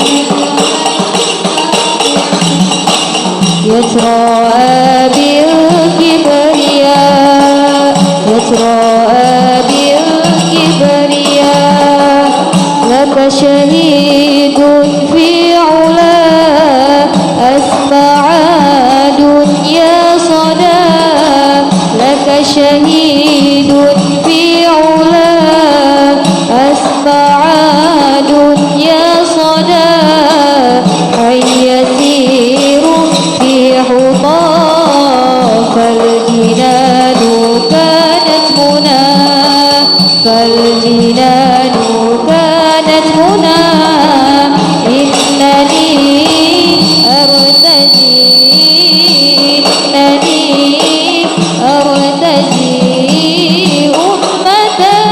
علم المرام أمة علم المرام يا شهيدا علمنا بعد العزة والإباء نراه نجما ساطعا يتراءى بالكبرياء نراه نجما ساطعا يتراءى بالكبرياء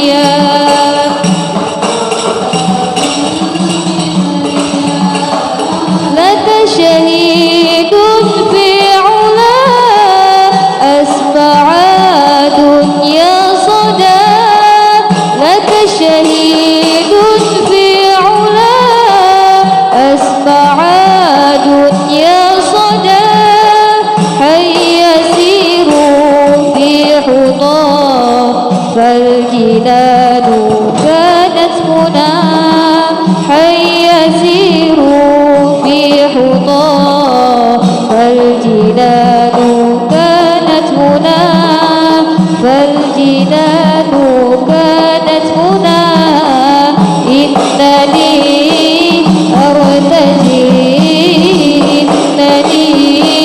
أرتجي أمة غلب المرام أمة غلب المرام يا شهيدا علمنا معنى العزة والكبار نراه نجما ساطعا يتراءى بالكبرياء نراه نجما ساطعا يتراءى بالكبرياء يتراءى بالكبرياء.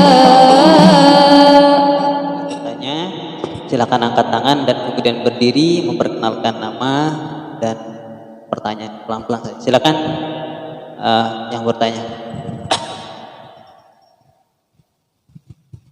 Silakan.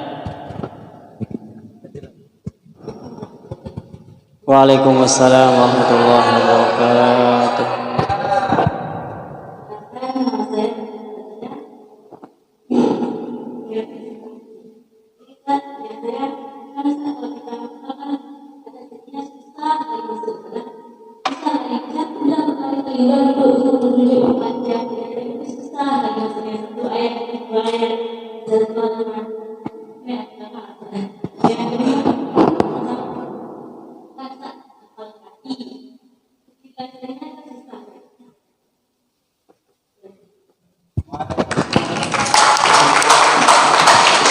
Luar biasa ini. Jadi pertanyaan berangkat dari problem memang yang ada. Ini bagus. Dan memang kamu harus berani bertanya ya. Pasti punya problem masing-masing. Silakan tanya. Ini kita bertemu dengan orang yang berkecimpung ulama. Silakan. Ya boleh. Pertanyaan pertama, ketika menghafal itu susah, ketika menjumpai ayat-ayat mungkin susah. Itulah indahnya Al-Quran. Jadi ada ujian. Tidak selamanya kita dikasih kemudahan membaca, tapi yakinlah bahwa Al-Quran itu mudah.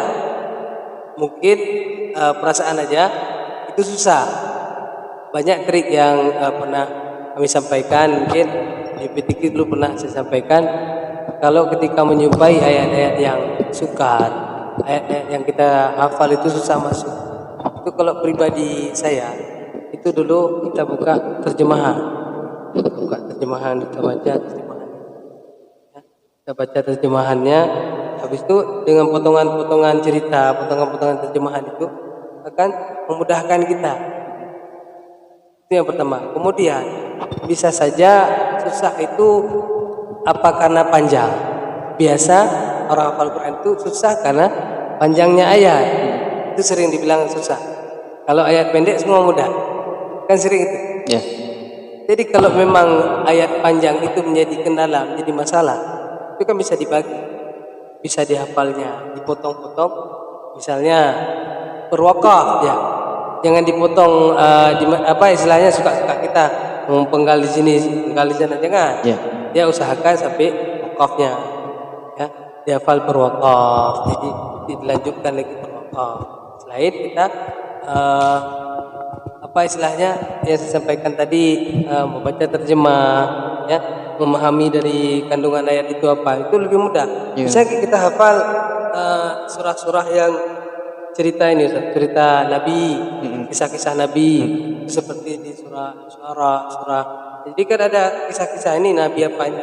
Ya. Itu harus kita pakai terjemah emang biar mudah, lebih mudah. Baca terjemahannya, ya buka terjemah apalagi yang perempuan dari pakai Quran terjemah kan itu bisa kita kaitkan. Berarti cerita pertama tentang ini. Nanti habis cerita ini baru lanjut ke cerita yang lain.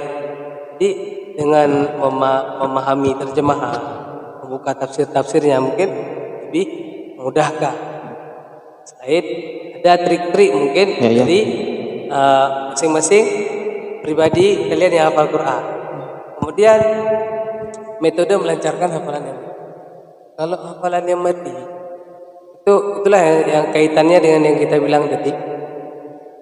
Jangan hafal Quran hanya sebatas hafal. Ya, setelah hafal kita punya tanggung jawab besar lancarkan.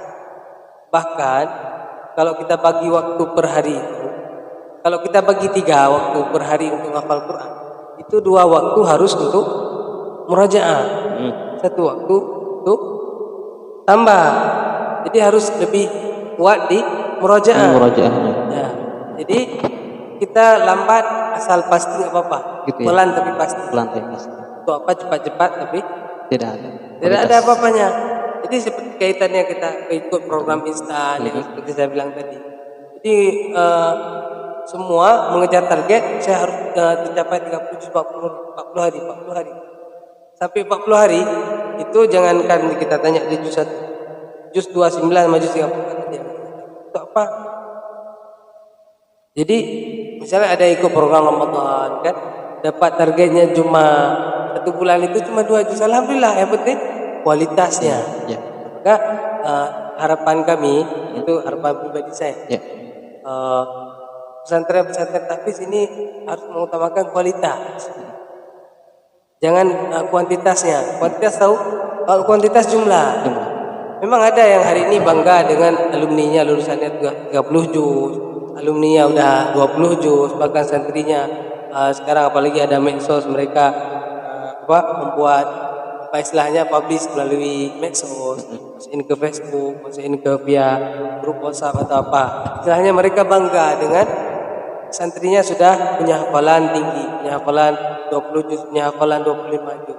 Tapi apakah kualitasnya sudah teruji? Kualitasnya sudah bisa istilahnya seperti yang kita harapkan. Ya orang hafal Quran jangan hanya hafalan, tapi membekas. Memang ada hafalan itu yang kita hafal ada. Makanya ketika target itu muluk-muluk, jadi hafalan mati. Setelah hafalan mati, prosesnya gimana? Kalau trik pribadi saya itu, memang saya alhamdulillah bukan saya membanggakan ini. Kita nggak sempat. Memang kita sharing saja. Jadi motivasi. Karena saya memang tipe saya bilang tadi pertama itu kita selesai khatam 2,5 tahun, tapi kita betul-betul kita jaga yang di belakang ini. Gak muluk-muluk. Makanya pernah saya terapkan di PTQ dulu. Memang ada yang nggak setuju, termasuk ada orang tua yang nggak setuju, bahkan santrinya mereka keluar dari PTQ. Karena pernah saya buat program itu Ustaz. Mereka untuk melanjutkan hafalan ke juz selanjutnya harus lancar dulu semua. Yang di belakang siap ujian depan saya. Begitu. Minimal mereka harus lancar 80%. Walaupun yang tidak lancar 100%, minimal 80% mereka harus sudah teruji. Misalnya yang udah hafal 10 juz mau masuk ke juz 11, itu 1 sampai 10 saya uji dulu. Dites gitu. Dites dulu. Kalau belum lancar 80% atau 85%, jangan bisa lanjut. Walaupun lama. Bahkan ada yang sampai berbulan-bulan dia nggak lanjut. Tidak apa-apa, yang penting kualitas. Kalau saya itu lebih saya utamakan. Saya hari ini mungkin saya sampaikan lebih bangga saya orang yang punya hafalan 1 juz dia lancar. Lebih bangga saya ini harus digarisbawahi. 1 juz lancar. Tapi kalau ada yang 30 juz dia sanggup lancar, alhamdulillah luar biasa. Tapi ketika 30 juz ini tidak ada bekas apa-apa, saya lebih utamakan 1 juz lebih ada hafalannya, lancar kualitasnya. Jadi trik untuk melancarkan hafalan ini sebenarnya dari pribadi masing-masing. Ada kadang metode kita buka-buka buku tahfiz hari ini banyak nih. Ada yang orang melancarkan dia fokus khusus juz itu dia fokus. Dia store balik dari awal. Karena mungkin kalian yang udah hafal Quran dah tahu prosesnya. Kita murajaah balik hafalan yang udah mati. Saya sering sampaikan. Itu bukan murajaah itu, kalian hafal balik. Bahkan lebih sulit. Kalau murajaah nggak lama dia. Murajaah tinggal buka 2 kali, kita tengok jadi maju stop. Kalau hafal dari pertama langsung dari bismillah semua lengkap dari sama seperti bahkan saya bilang itu lebih berat daripada hafal pertama. Itu aja udah jadi musibah. Sebab besar. Lebih sulit dari ngapal pertama ya. Jadi beban itu bukan orang yang kasih ke kita, tapi kita sendiri yang kasih beban itu. Jadi untuk menyelesaikan beban itu salah satu cara memang harus fokus. Kalau hafalan sudah mati, kita harus fokus. Fokus di juz itu. Harus kita selesaikan sebelum apa istilahnya? Memang jadi masalah juga ketika hafalan kita sudah banyak. Ya. Ada hafalan mati cuma berapa juz. Ya. Kita harus bisa memanage waktu yang saya sampaikan. Ya. Ada waktu misalnya pagi untuk khusus ya kita hidupkan hafalan yang sudah mati. Ada satu waktu nanti kita untuk menjaga hafalan yang lain. Jadi jangan fokus 100% hafalan mati. Ceritanya nanti seperti hafalan yang udah mati juga. Kita fokus misalnya juz 1 atau juz 2 udah mati. Kita fokus di situ aja. Padahal hafalan kita sudah 10 juz. Terakhir setelah selesai juz 2 ini hidup kembali, juz 2, juz 3 sama juz 4 itu udah mati juga. Musibah lagi. Capek semua terus. Iya. Makanya tantangan semakin banyak hafalan semakin besar tantangan. Iya betul. Hafalan itu dijaga. Ini juga kita apa istilahnya saya sering sampaikan, kita tanam tumbuhan, tanam bunga, tanam apa pohon-pohon itu kan dari kecil kita rawat. Itu juga hafalan Quran. Makanya setelah store hafalan baru itu dijaga itu, diulang berulang-ulang kali yang barusan di store. Itu salah satunya kalau kita ibaratkan dengan tumbuhan, kita siram betul-betul kita jaga. Kalau betul dari bawah kita jaga, insya Allah akan kokoh, kuat dia. Tapi ini banyak santri sini saya belum tahu kan. Kalau itu tempat lain di PTQ banyak setelah selesai store hafalan baru, udah selesai kewajiban. Selesai. Malam besok lanjut ke hafalan selanjutnya. Selesai ini. Tiba-tiba udah selesai 1 juz baru Ustaz saya murajaah balik lagi dari dari halaman pertama, tapi rupanya dia store sama juga. Misalnya dia store hafalan baru cuma 1 halaman 1 lembar, murajaah juga segitu. Padahal kalau murajaah kan bisa sekalian, apakah setengah juz atau sekalian 1 juz. Oh iya. Dia sedikit-sedikit lagi. Sedikit-sedikit lagi. Jadi prosesnya berarti dia hafal balik. Oh iya. Karena mati semua. Dan itu paling banyak kejadian hari ini. Dia hafal ulang.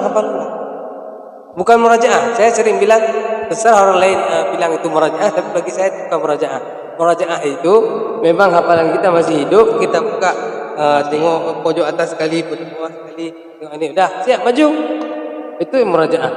Atau kita taruh Quran di sini. Itu murajaah, tapi kalau masih hafal balik, bukan murajaah itu. Iya betul. Itu. Luar biasa ini jawabannya. Jadi memang semua orang punya metode dan fokus intinya saja. Harus fokus dan rela mengulang lagi dari awal. Harus rela. Harus satu lagi harus jadi waktu tambahan. Misalnya di Mahat di sini ada 3 waktu atau 2 pagi sama malam. Harus jadi waktu tambahan. Jadi waktu tambahan apa? Ini bisa kita manage sendiri. Misalnya orang lain tidur siang, kita maksa tidur siang. Khusus untuk memang harus berkorban saja. Berkorban. Malam orang tidur jam 10, kita harus rela tidur jam 10. Atau bangun lebih cepat. Orang bangun jam 5 atau setengah 5, kita bangun jam 4. Perjuangan. Ada perjuangan. Enggak mungkin sukses itu dengan santai-santai. Ya, walaupun kadang orang lain lihat dia kok bisa sukses. Dia enggak, orang lain enggak tahu bagaimana betapa susahnya kita memperoleh kesuksesan itu. Orang kan enggak melihat. Yang di belakang layar tuh orang enggak lihat. Yang mereka lihat yang di depan layar. Mereka enggak tahu kita enggak tidur, kita bangun cepat. Enggak tahu. Kayak pengorbanan itu nomor 1. Mengorbankan waktu. Termasuk mengorbankan waktu, jangan sering kali pulang kampung. Nah, Ini masalah dari dulu saat ini. Di mana itu mana sering kali pulang kampung. Kalau sering pulang kampung itu sama juga. Sering dijenguk orang tua sama juga. Dijenguk orang tuh juga sama Seth? Sama. Masalah juga ya? Karena kalau saya pribadi saya, Iya. itu saya bilang dulu sama orang tua saya, jangan sering kali dijenguk. Bapak jangan datang Jangan sini. sering kali dijenguk. Karena apa? Berani bilang gitu. Saya teringat kalau udah datang orang tua, saya pribadi saya teringat ke orang tua saya. Oh gitu. Saya teringat ke rumah itu, teringat ke kampung. Rindu gitu ya. Rindu. Bahkan tuh nggak fokus saya ngapal. Kalau sore baru dijenguk sama orang tua itu malam saya nggak fokus. Pengaruh saja. Pengaruh. Makanya pengalaman ini saya sampaikan. Jadi lebih baik gak usah datang. Apalagi yang perempuan, kita dekat dengan orang tua, dengan ibu, dengan mama saya lebih dekat sama mama. Itu teringat pasti. Pas mau pulangnya, jangan pulang dulu, mak, jangan pulang dulu. Itu terbawa. Kita nggak fokus. Nah, itu harus dikurangi kalau mau sukses. Betul. Ini luar biasa ini, sangat-sangat luar biasa motivasinya. Jangan pulang. intinya perjuangan ya, harus ada pengorbanan Al-Quran. Kalau kita merasa banyak tugas kita, berarti harus ada banyak pengorbanan yang kita tambah lagi. Harus sabar emang saja hafal Quran ya. Lagi pertanyaan silakan, monggo.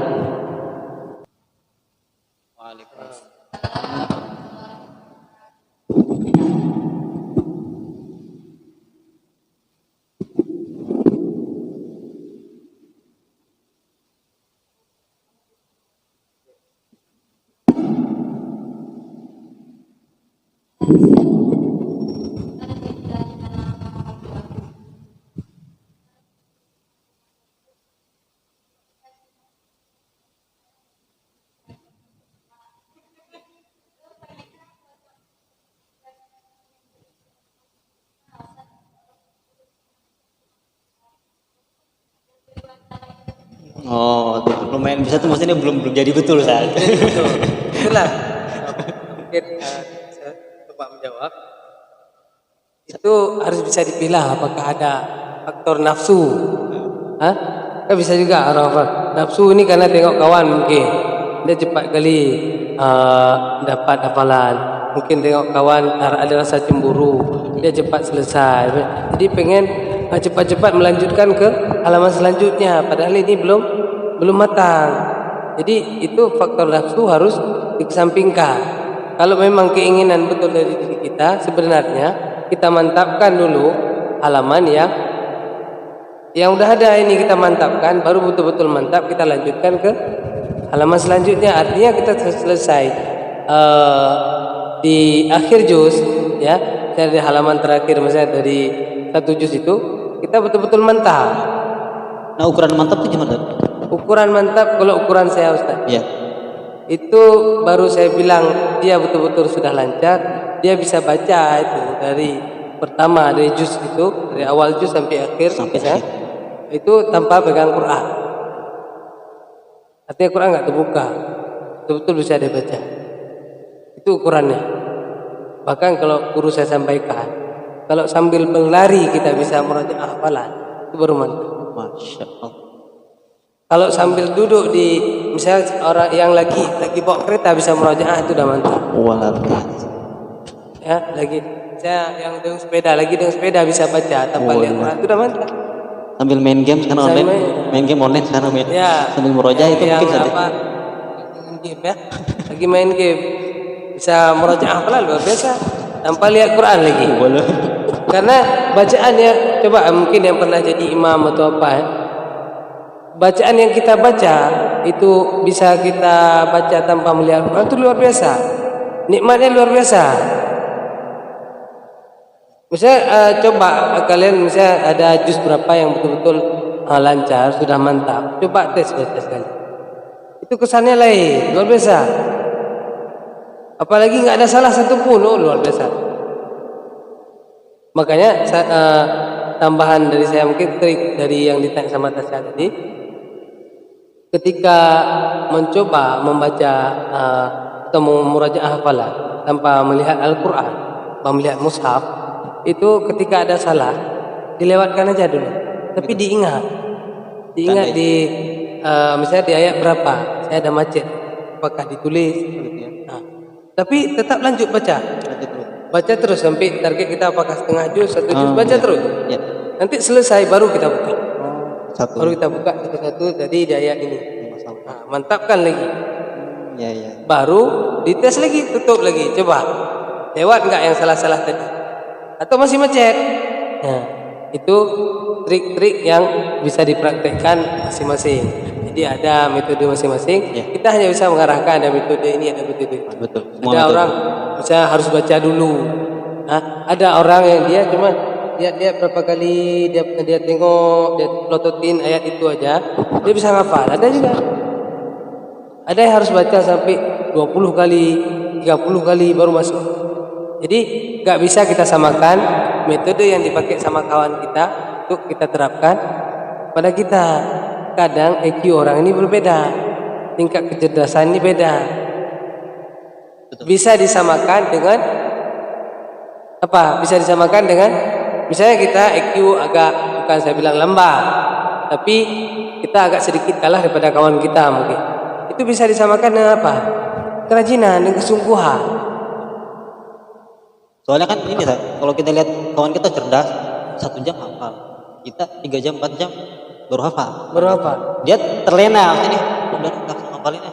Kita nggak bisa kayak dia. Itu masalah. Itu satu masalah besar sebenarnya. Makanya yang saya bilang tadi, kalau cepat putus asa itu masalah. Jadi masalah besar. Apalagi putus asanya dalam hal sepele. Tengok kawan cepat hafal, kita lama dapatnya, udah. Oh saya hafal lagi lah. Memang dia dah duluan. Jadi kalau itu yang kita bawa, itu yang kita tanamkan, itu yang selalu terbayang di pikiran kita, di benak kita, itu akan seperti ini dia, menumpuk jadi gunung dia. Terakhir memang cut dia langsung putus, dia nggak mau hafal. Tapi harus diselesaikan. Ketika melihat kawan dia bisa cepat, dia 1 jam dapat 1 lembar, dia 1 jam dapat 2 lembar. Saya harus cari cara ini biar sama. Walaupun saya nggak dapat 1 jam dalam ruangan saya nggak dapat, tapi saya harus cari waktu tambahan. Seperti yang saya bilang tadi, dia mungkin istirahat tidur. Ya. Yang dapat 1 jam ini tadi istirahat dia. Kita nggak usah istirahat. Ya. Biar sama, biar seimbang dengan yang 1 jam tadi. Dia 1 jam mendapat langsung, kita 2 jam nggak dapat. Cari tambahan 1 jam lagi kita di luar, apakah telat tidur atau cepat bangun. Lagi-lagi pengorbanan. Pengorbanan Luar biasa. Ini catat ya, pengorbanan perjuangan harus ada kayak gitu. Oke, lagi pertanyaan boleh? Silakan. Itu bisa sampai di sini itu motivasinya apa, Ustaz? Sekian, terima kasih. Motivasi menghafal Quran. Padahal dulu kan awalnya nggak menghafal Quran, justru malah menghafal Quran. Semangat sampai cuma 2 tahun udah bisa. Ya, yang pertama kalau saya cerita mungkin saran orang tua saya, kamu sekolahnya sampai SMP aja bukan apa-apa. Mungkin ada faktor saya juga bukan dari keluarga yang baik.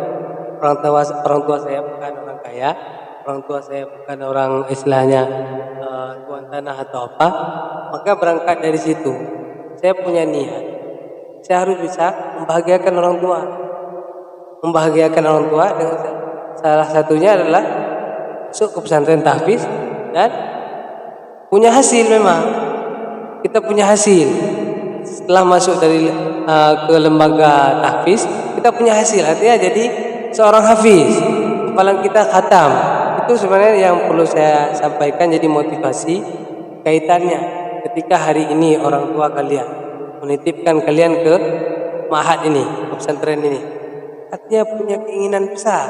Mungkin hari ini belum disampaikan sama anak-anaknya, tapi di rumah orang tua kalian itu berdoa, ya Allah jadikan anak saya jadi hafiz-hafizah. Jadi artinya orang tua mengharapkan di akhir nanti ketika yayasan atau pihak pesantren mengundang ke sini adalah mengundang untuk proses apa? Khatam Al-Quran. Sungguh luar biasa hadiah yang kita berikan kepada orang tua kita. Selain niat kita menghafal Quran karena Allah, tapi ada tujuan kita adalah ingin membahagiakan orang tua. Membahagiakan orang tua, pahalanya luar biasa. Jadi berangkat dari situ, karena saya menyadari, saya bukan dari keluarga yang berada, saya fokuskan diri, memang saya harus selesai hafal Quran. Kalau cerita pendidikan di atasnya, memang dia terbawa sendiri karena mengalir ya. Dan dukungan orang tua saya pun sudah, kalau bisa saya sampaikan, hanya dukungan doa dari orang tua saya, hanya doa. Jadi yang saya sampaikan tadi, saya berangkat haji itu semua bantuan dari pemerintah daerah Jawa Utara, itu berkat Al-Quran. Jadi kalau ditanya motivasi apa sehingga yakin dengan Al-Quran itu sebenarnya, jadi ingin membahagiakan orang tua, dan alhamdulillah hari ini termasuk saya, adik saya itu satu orang, Zulfahmi juga hafiz. Jadi ada adik saya juga yang siku saya juga saya fokuskan ke tahfiz walaupun dia belum khatam.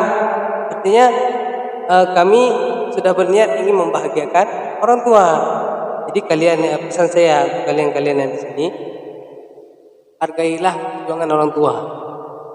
Ya, perjuangan orang tua memasukkan kalian ke sini, ke Ma'had ini, kemudian mencari nafkah di luar, kemudian mengantar bekal untuk kalian di sini. Tiba-tiba kalian di sini kasih hadiah. Apa hadiahnya? Keluarga. Bagaimana perasaan orang tua? Mungkin nggak bisa diungkapkan depan kalian, tapi di belakang kalian mereka luar biasa, sedih luar biasa. Bisa diungkapkan. Karena mereka mengharapkan hadiah yang lain, tapi kalian berikan hadiah, mereka tidak menyangka ini hadiahnya. Bahkan ada teguran dari pihak yayasan, ini anak bapak, anak ibu, kami keluarkan dengan terpaksa. Perasaan orang tua kita, ya, itu tolong dicamkan. Tinggal di sini, tinggal di Ma'had, selain menghafal Quran karena Allah, juga cita-cita untuk membahagiakan orang tua. Kita membahagiakan orang tua. Oke Ustadz, ini pertanyaan dari saya dua ya. Pertama ya, di Aceh ini kita tahu seni suara itu sangat digaungkan, ya. Bahkan tanpa musik seperti, tanpa alat seperti ini, orang-orang Aceh itu bisa bersolawat dengan sangat indah. Dimasuk ke dalam Al-Quran itu seperti itu. Dan dalam hal tahfiz, murotal itu, bagaimana sih metode yang bagus untuk mentahsin dan memasukkan ke dalam seni-seni bacaan lagu seperti itu? Itu ada metode sendiri apa emang itu mengalir kita sendiri yang belajar, apa memang diarahkan oleh guru-guru, apa kita cari sendiri aja lah gitu? Kalau dia Aceh, kalau kita lihat ini hari ini kan ada yang mengalir dengan sendirinya ya. Ada yang proses hari ini kalau dengan lagu-lagu itu kan, apalagi dengan perkembangan zaman ya. Tapi sekarang ada irama-irama murattal dari Syekh. Mungkin mencoba menyamai, bukan walaupun tidak sama persis, mungkin dengan potensi suara masing-masing kan, ingin mencoba suka dengan irama ini, suka dengan irama itu. Tapi arahan dari guru ada juga. Suara. Tapi jangan disalahkan hari ini. Ini kadang ada orang mengutamakan irama nomor 1, tahsin nomor 2. Nah, jadi orang asal udah bagus suara, bagus pada dia baca, bagus pada dia jadi imam. Kadang orang nggak melihat tahsin dia masih kacau. Nah, gitu. Ini metodenya gimana kalau mau masukkan apa? Kalau metode hari ini kan bisa, kalau mungkin anak-anak ini kan melihat dia gurunya. Kalau di Ma'had dan kalau gurunya sering bawa irama ini, irama itu, dia pasti ada yang mengikuti. Ya gitu ya. Nah, dia ada ciri khas. Kalau saya lihat, kalau kami itu kan kalau di Aceh, ini kita tahu. Oh, dengar bacaan murattalnya, oh ini alumni dari sana. Nah, saya ada khasnya, Apakah itu diajarkan sendiri atau diajarkan dengan tidak langsung?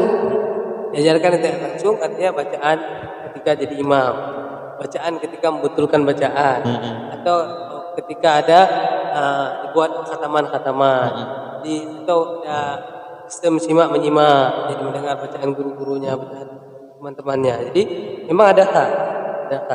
Kalau dipelajari khusus ada yang pelajari khusus masukkan irama itu mengikat dengan murattal yang istilahnya hari ini kan banyak syekh-syekhnya kan.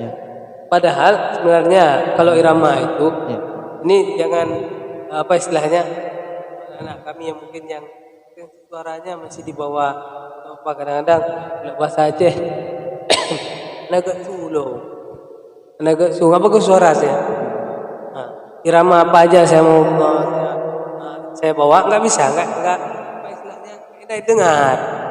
Jadi terakhir pesimis, padahal irama itu bisa lahir ketika tahsin bagus, ketika tajwid bagus, gunnahnya cukup, matnya cukup, hanya beda itu irama keluar sendiri. Alamiah ya. Alamiah itu yang alamiah. Tapi ketika itu kacau, ya, panjang pendeknya entah kemana, gunnahnya entah kemana, huruf itu mana? Enggak ada seni. Sebenarnya seni itu lahir dari sana. Nah, seni itu dari sana. Nah, karena proses tahsin itu, proses tajwid itu kan semua proses di mulut. Gunnah, ya, ketika panjang itu lahir irama. Gitu. Biasa. Ini pertanyaan terakhir Ustaz ya. Istri Ustaz seorang hafiz. Iya. Saya tanya ini, jadi antum seorang hafiz, istri Ustaz hafiz. Ada nggak pengaruh yang besar dalam keluarga antum sehingga semangat punya visi yang sama? Artinya seorang yang punya visi yang sama itu memang betul-betul melancarkan kita dalam tujuan yang sama. Iya. Apa pengaruh nggak gitu? Sangat berpengaruh. Mencari apa istilahnya pasangan hidup, keluarga yang sama-sama seprofesi, yang saya rasakan hari ini luar biasa pengaruhnya. Artinya kegiatan-kegiatan kita, kesibukan kita seorang, misalnya orang yang bergelut dengan Al-Quran, misalnya kita habis mengajar di mana. Jadi ada dukungan dari keluarga, dukungan dari orang yang terdekat dengan kita. Artinya juga ada motivasi tambahan. Kita semakin semangat untuk misalnya hari ini kita mau programkan buat ini, suka dengan program tahfiz, kita buka lembaga. Itu dukungan dari keluarga sangat berpengaruh. Ya, karena istilahnya dukungan yang pertama kita, segala urusan yang mau kita kerjakan itu dukungan terdekat adalah orang-orang terdekat kita. Kalau orang terdekat kita nggak mendukung, itu akan menjadi kendala besar. Termasuk orang ini hafal Quran, ada dukungan nggak dari orang tua? Ya, dukungan nggak dari. Salah satu bentuk dukungan dari orang tua pun sering saya sampaikan. Ketika pulang ke rumah, minimal ada pertanyaan, berapa juz nak? Itu paling minimal. Itu dukungan paling kecil. Di atasnya dukungan dari orang tua. Nah, duduk sini. Mana Quran? Coba baca. Mama mau simak. Ayah mau simak. Itu udah luar biasa. Itu dukungan. Selain doa, itu dukungan. Tapi kalau kalian pulang ke rumah nggak pernah ditanya berapa juz, mau sampai kapan hafal, nggak tahu pun proses, nggak pernah ditanya. Asal kalian udah balik, kalian pulang pulang, diantar, kalian telepon datang, tapi nggak pernah tanya. Itu dukungan masih, itu harus dibangun. Kalau orang tua kita nggak terpancing dukungan itu, saya bilang, mak, simak, ya harus seperti itu. Saya mau store, coba simak. Itu salah satu bukti dukungan orang tua kita masuk ke ma'had, apalagi hafal Quran. Itu sangat berpengaruh. Apalagi jadi semangat baru ketika kita mau pulang ke rumah. Misalnya orang tua sering nanya berapa juz, apalagi orang tua kita sering ngetes, ya, sering ambil Quran, buka, dites terus, lanjutkan suruh sambung. Jadi bukan beban sebenarnya, semangat, motivasi baru bagi kita ketika akan pulang ke rumah. Kita akan melancarkan hafalan betul-betul nih, karena harus pulang ke rumah nanti diuji. Jadi di ma'had juga diuji, di rumah juga diuji. Jadi semangat baru. Tapi kalau pulang ke rumah nggak pernah ditanya. Quran aja nggak ditanya di mana simpan, apakah tinggal di ma'had atau dari pulang. Nggak pernah ditanya, itu jadi musibah. Jadi antum kalau di rumah ada murojaah bersama tuh? Walaupun nggak rutin, tapi minimal setiap datang dulu di ini sekarang maksudnya. Ya, sama aku. Oh, dengan ada kami rutin, insyaallah rutin kami ada murojaah juga. Walaupun sekarang karena kesibukan kan mungkin nggak tiap hari. Minimal kami baca surah-surah tertentu misalnya sambung-sambung. Oh gitu ya. Tes-tesan gitu ya. Oh, biasa. Oke, tepuk tangan untuk kita semua. Baik, ini saya kira sangat-sangat luar biasa. Cuma karena waktunya udah mepet, saya sebenarnya banyak pertanyaan ini di handphone saya banyak pertanyaan. Tapi nanti kita insya Allah Ustadz ada sesi khusus, Ustadz boleh.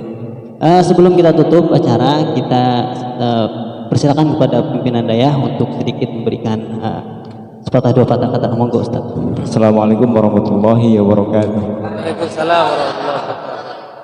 Alhamdulillahirabbil alamin wa afdhalus salati wa atammat taslim ala sayyidina Muhammadin sallallahu alaihi wasallam wa ala alihi washabihi ajmain amma ba'du. Yang pertama kita gembira karena kedatangan Masya Allah ya putra daerah. Kalau saya kan putra mana gitu ya. Putra daerah dan kalian bisa mengambil istifadah, kemanfaatannya besar dari beliau. Dan saya sendiri banyak quote-quote yang saya tulis dan insya Allah mungkin akan disebarkan di medsos Manahil Irfan secepatnya insya Allah, dan mudah-mudahan ini dapat izin dari beliau untuk diposting di media sosial Manahil Irfan. Yang kedua, saya tertarik bahwa ini teman-teman mungkin udah berapa persen gitu ya, 30% atau 40% anak PTQ sudah hadir di sini.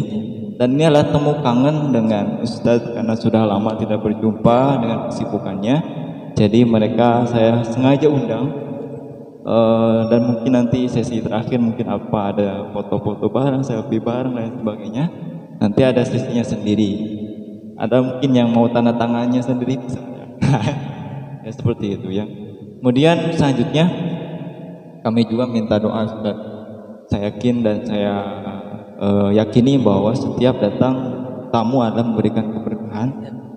Alhamdulillah Ustaz, kita sudah sedikitlah melengkapi fasilitas dan insya Allah mungkin sudah mandiri dengan daya berdepan.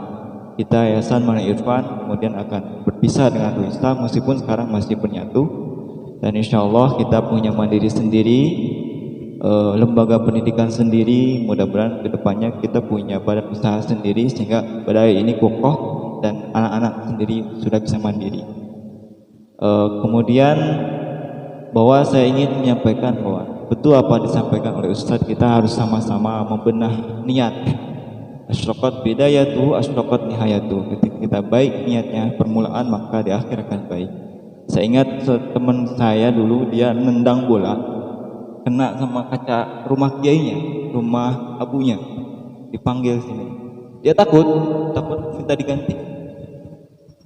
Besok-besok hati-hati main bola. Saya doakan kamu jadi orang pintar. Pulang, betul jadi orang pintar. Kemudian besoknya ada temannya sengaja pengen pintar, nendang bola dia. Nendang bola sengaja kena jendela kiainya. Nah, kemudian panggil sini, senang dia, panggil senang. Ganti ya, itu ganti. Ini ya, itu asyraqat bidayatu asyraqatnya. Jadi Anda silakan sendiri pengalaman besar Islam. Jadi silakan berbenah diri, insya Allah nanti. Termasuk juga saya datang ke Aceh, sebetulnya pengen berjumpa dengan beliau di tahun 2015, tapi Allah kabulkan saya ketemu sama beliau tahun 2017. Saya sowan kepada Ustadz Amin Zain saat itu. Saya nggak punya kawan, saya bilang di Aceh Utara. Oh, ya udah sama anak saya namanya Azhar. Cucu saya pun ada namanya Tasyakur. Jadi dikasih kontak, baru dikontak toh. Nelpon ya sama-sama. Beliau belum sempat saya kontak. Gak ketemu tahun 2017. Oh, ini orangnya ya. Nah, jadi itulah ya. Alhamdulillah kita bertemu sampai sekarang juga, insya Allah terus membina silaturahmi. Dan mungkin Ustadz ini sebetulnya kongko ataupun talk show seperti ini kalau berlanjut, termasuk tadi masukan Ustadz untuk mendatangkan Wahyu Ridho, kita akan penuhi. Termasuk Ustadz Zakaria, Ustadz Azhar akan duduk bersama kita di sini untuk saling sharing dan menyuntik teman-teman ini biar anak-anak semuanya bisa minimal lah tafaul ataupun mengikuti jejak ustadz-ustadz yang sudah melalang buana kemanapun. Itu saja, dan saya sekali lagi mengucapkan terima kasih sebanyak-banyaknya Kita hanya bisa seperti ini. Mohon maaf segala macam kekurangannya. Dan mudah-mudahan teras Fatih ini bisa terus berlanjut, bisa memberikan kemanfaatan khusus kepada santri Manahil Irfan, umumnya kepada santri-santri di dunia ini yang sedang bergelut dengan Al-Quran Karim. Insyaallah ya. Terima kasih. Assalamualaikum warahmatullahi wabarakatuh. Baik, alangkah indahnya jika pertemuan kita ini ditutup dengan doa, dan saya persilahkan permohonkan Ustadz Tasyukur untuk memberikan kami doa.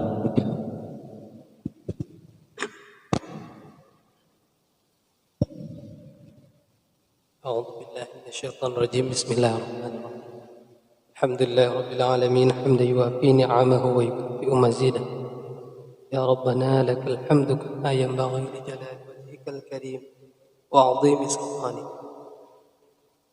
اللهم صل وسلم على سيدنا محمد وعلى آله وصحبه أجمعين اللهم اغفر لنا ذنوبنا وذنوب والدينا وارحمهما كما ربيانا صغيرا اللهم اجعل القرآن لنا في الدنيا قرينا وفي القبر مونسا وفي القيامة شافعا وعلى الصراط نورا والجنة رفيقا من النار سترا وحجابا اللهم ارحمنا بالقرآن اللهم ارحمنا بالقرآن اللهم ارحمنا بالقرآن ربنا ظلمنا أنفسنا وإن لم تغفر لنا وترحمنا لنكونن من الخاسرين ربنا عليك توكلنا وإليك أنبنا وإليك المصير ربنا هب لنا من أزواجنا وذرياتنا قرة أعين واجعلنا للمتقين إماما ربنا تقبل منا دعاءنا إنك أنت السميع العليم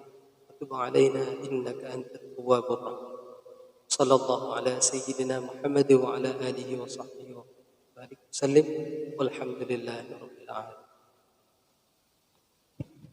Baik, terima kasih kepada Ustadz yang sudah mengisi dan memberikan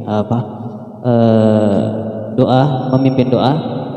Selanjutnya kita tutup acara kita dengan bacaan kafaratul majlis. Subhanakallahumma wa bihamdika asyhadu an la ilaha illa anta astaghfiruka wa atubu ilaik. Assalamualaikum warahmatullahi wabarakatuh. Oke, boleh kita mau foto bersama-sama. Yang mungkin santri putra dulu ya. Oke, boleh santri putra untuk ya udah silakan.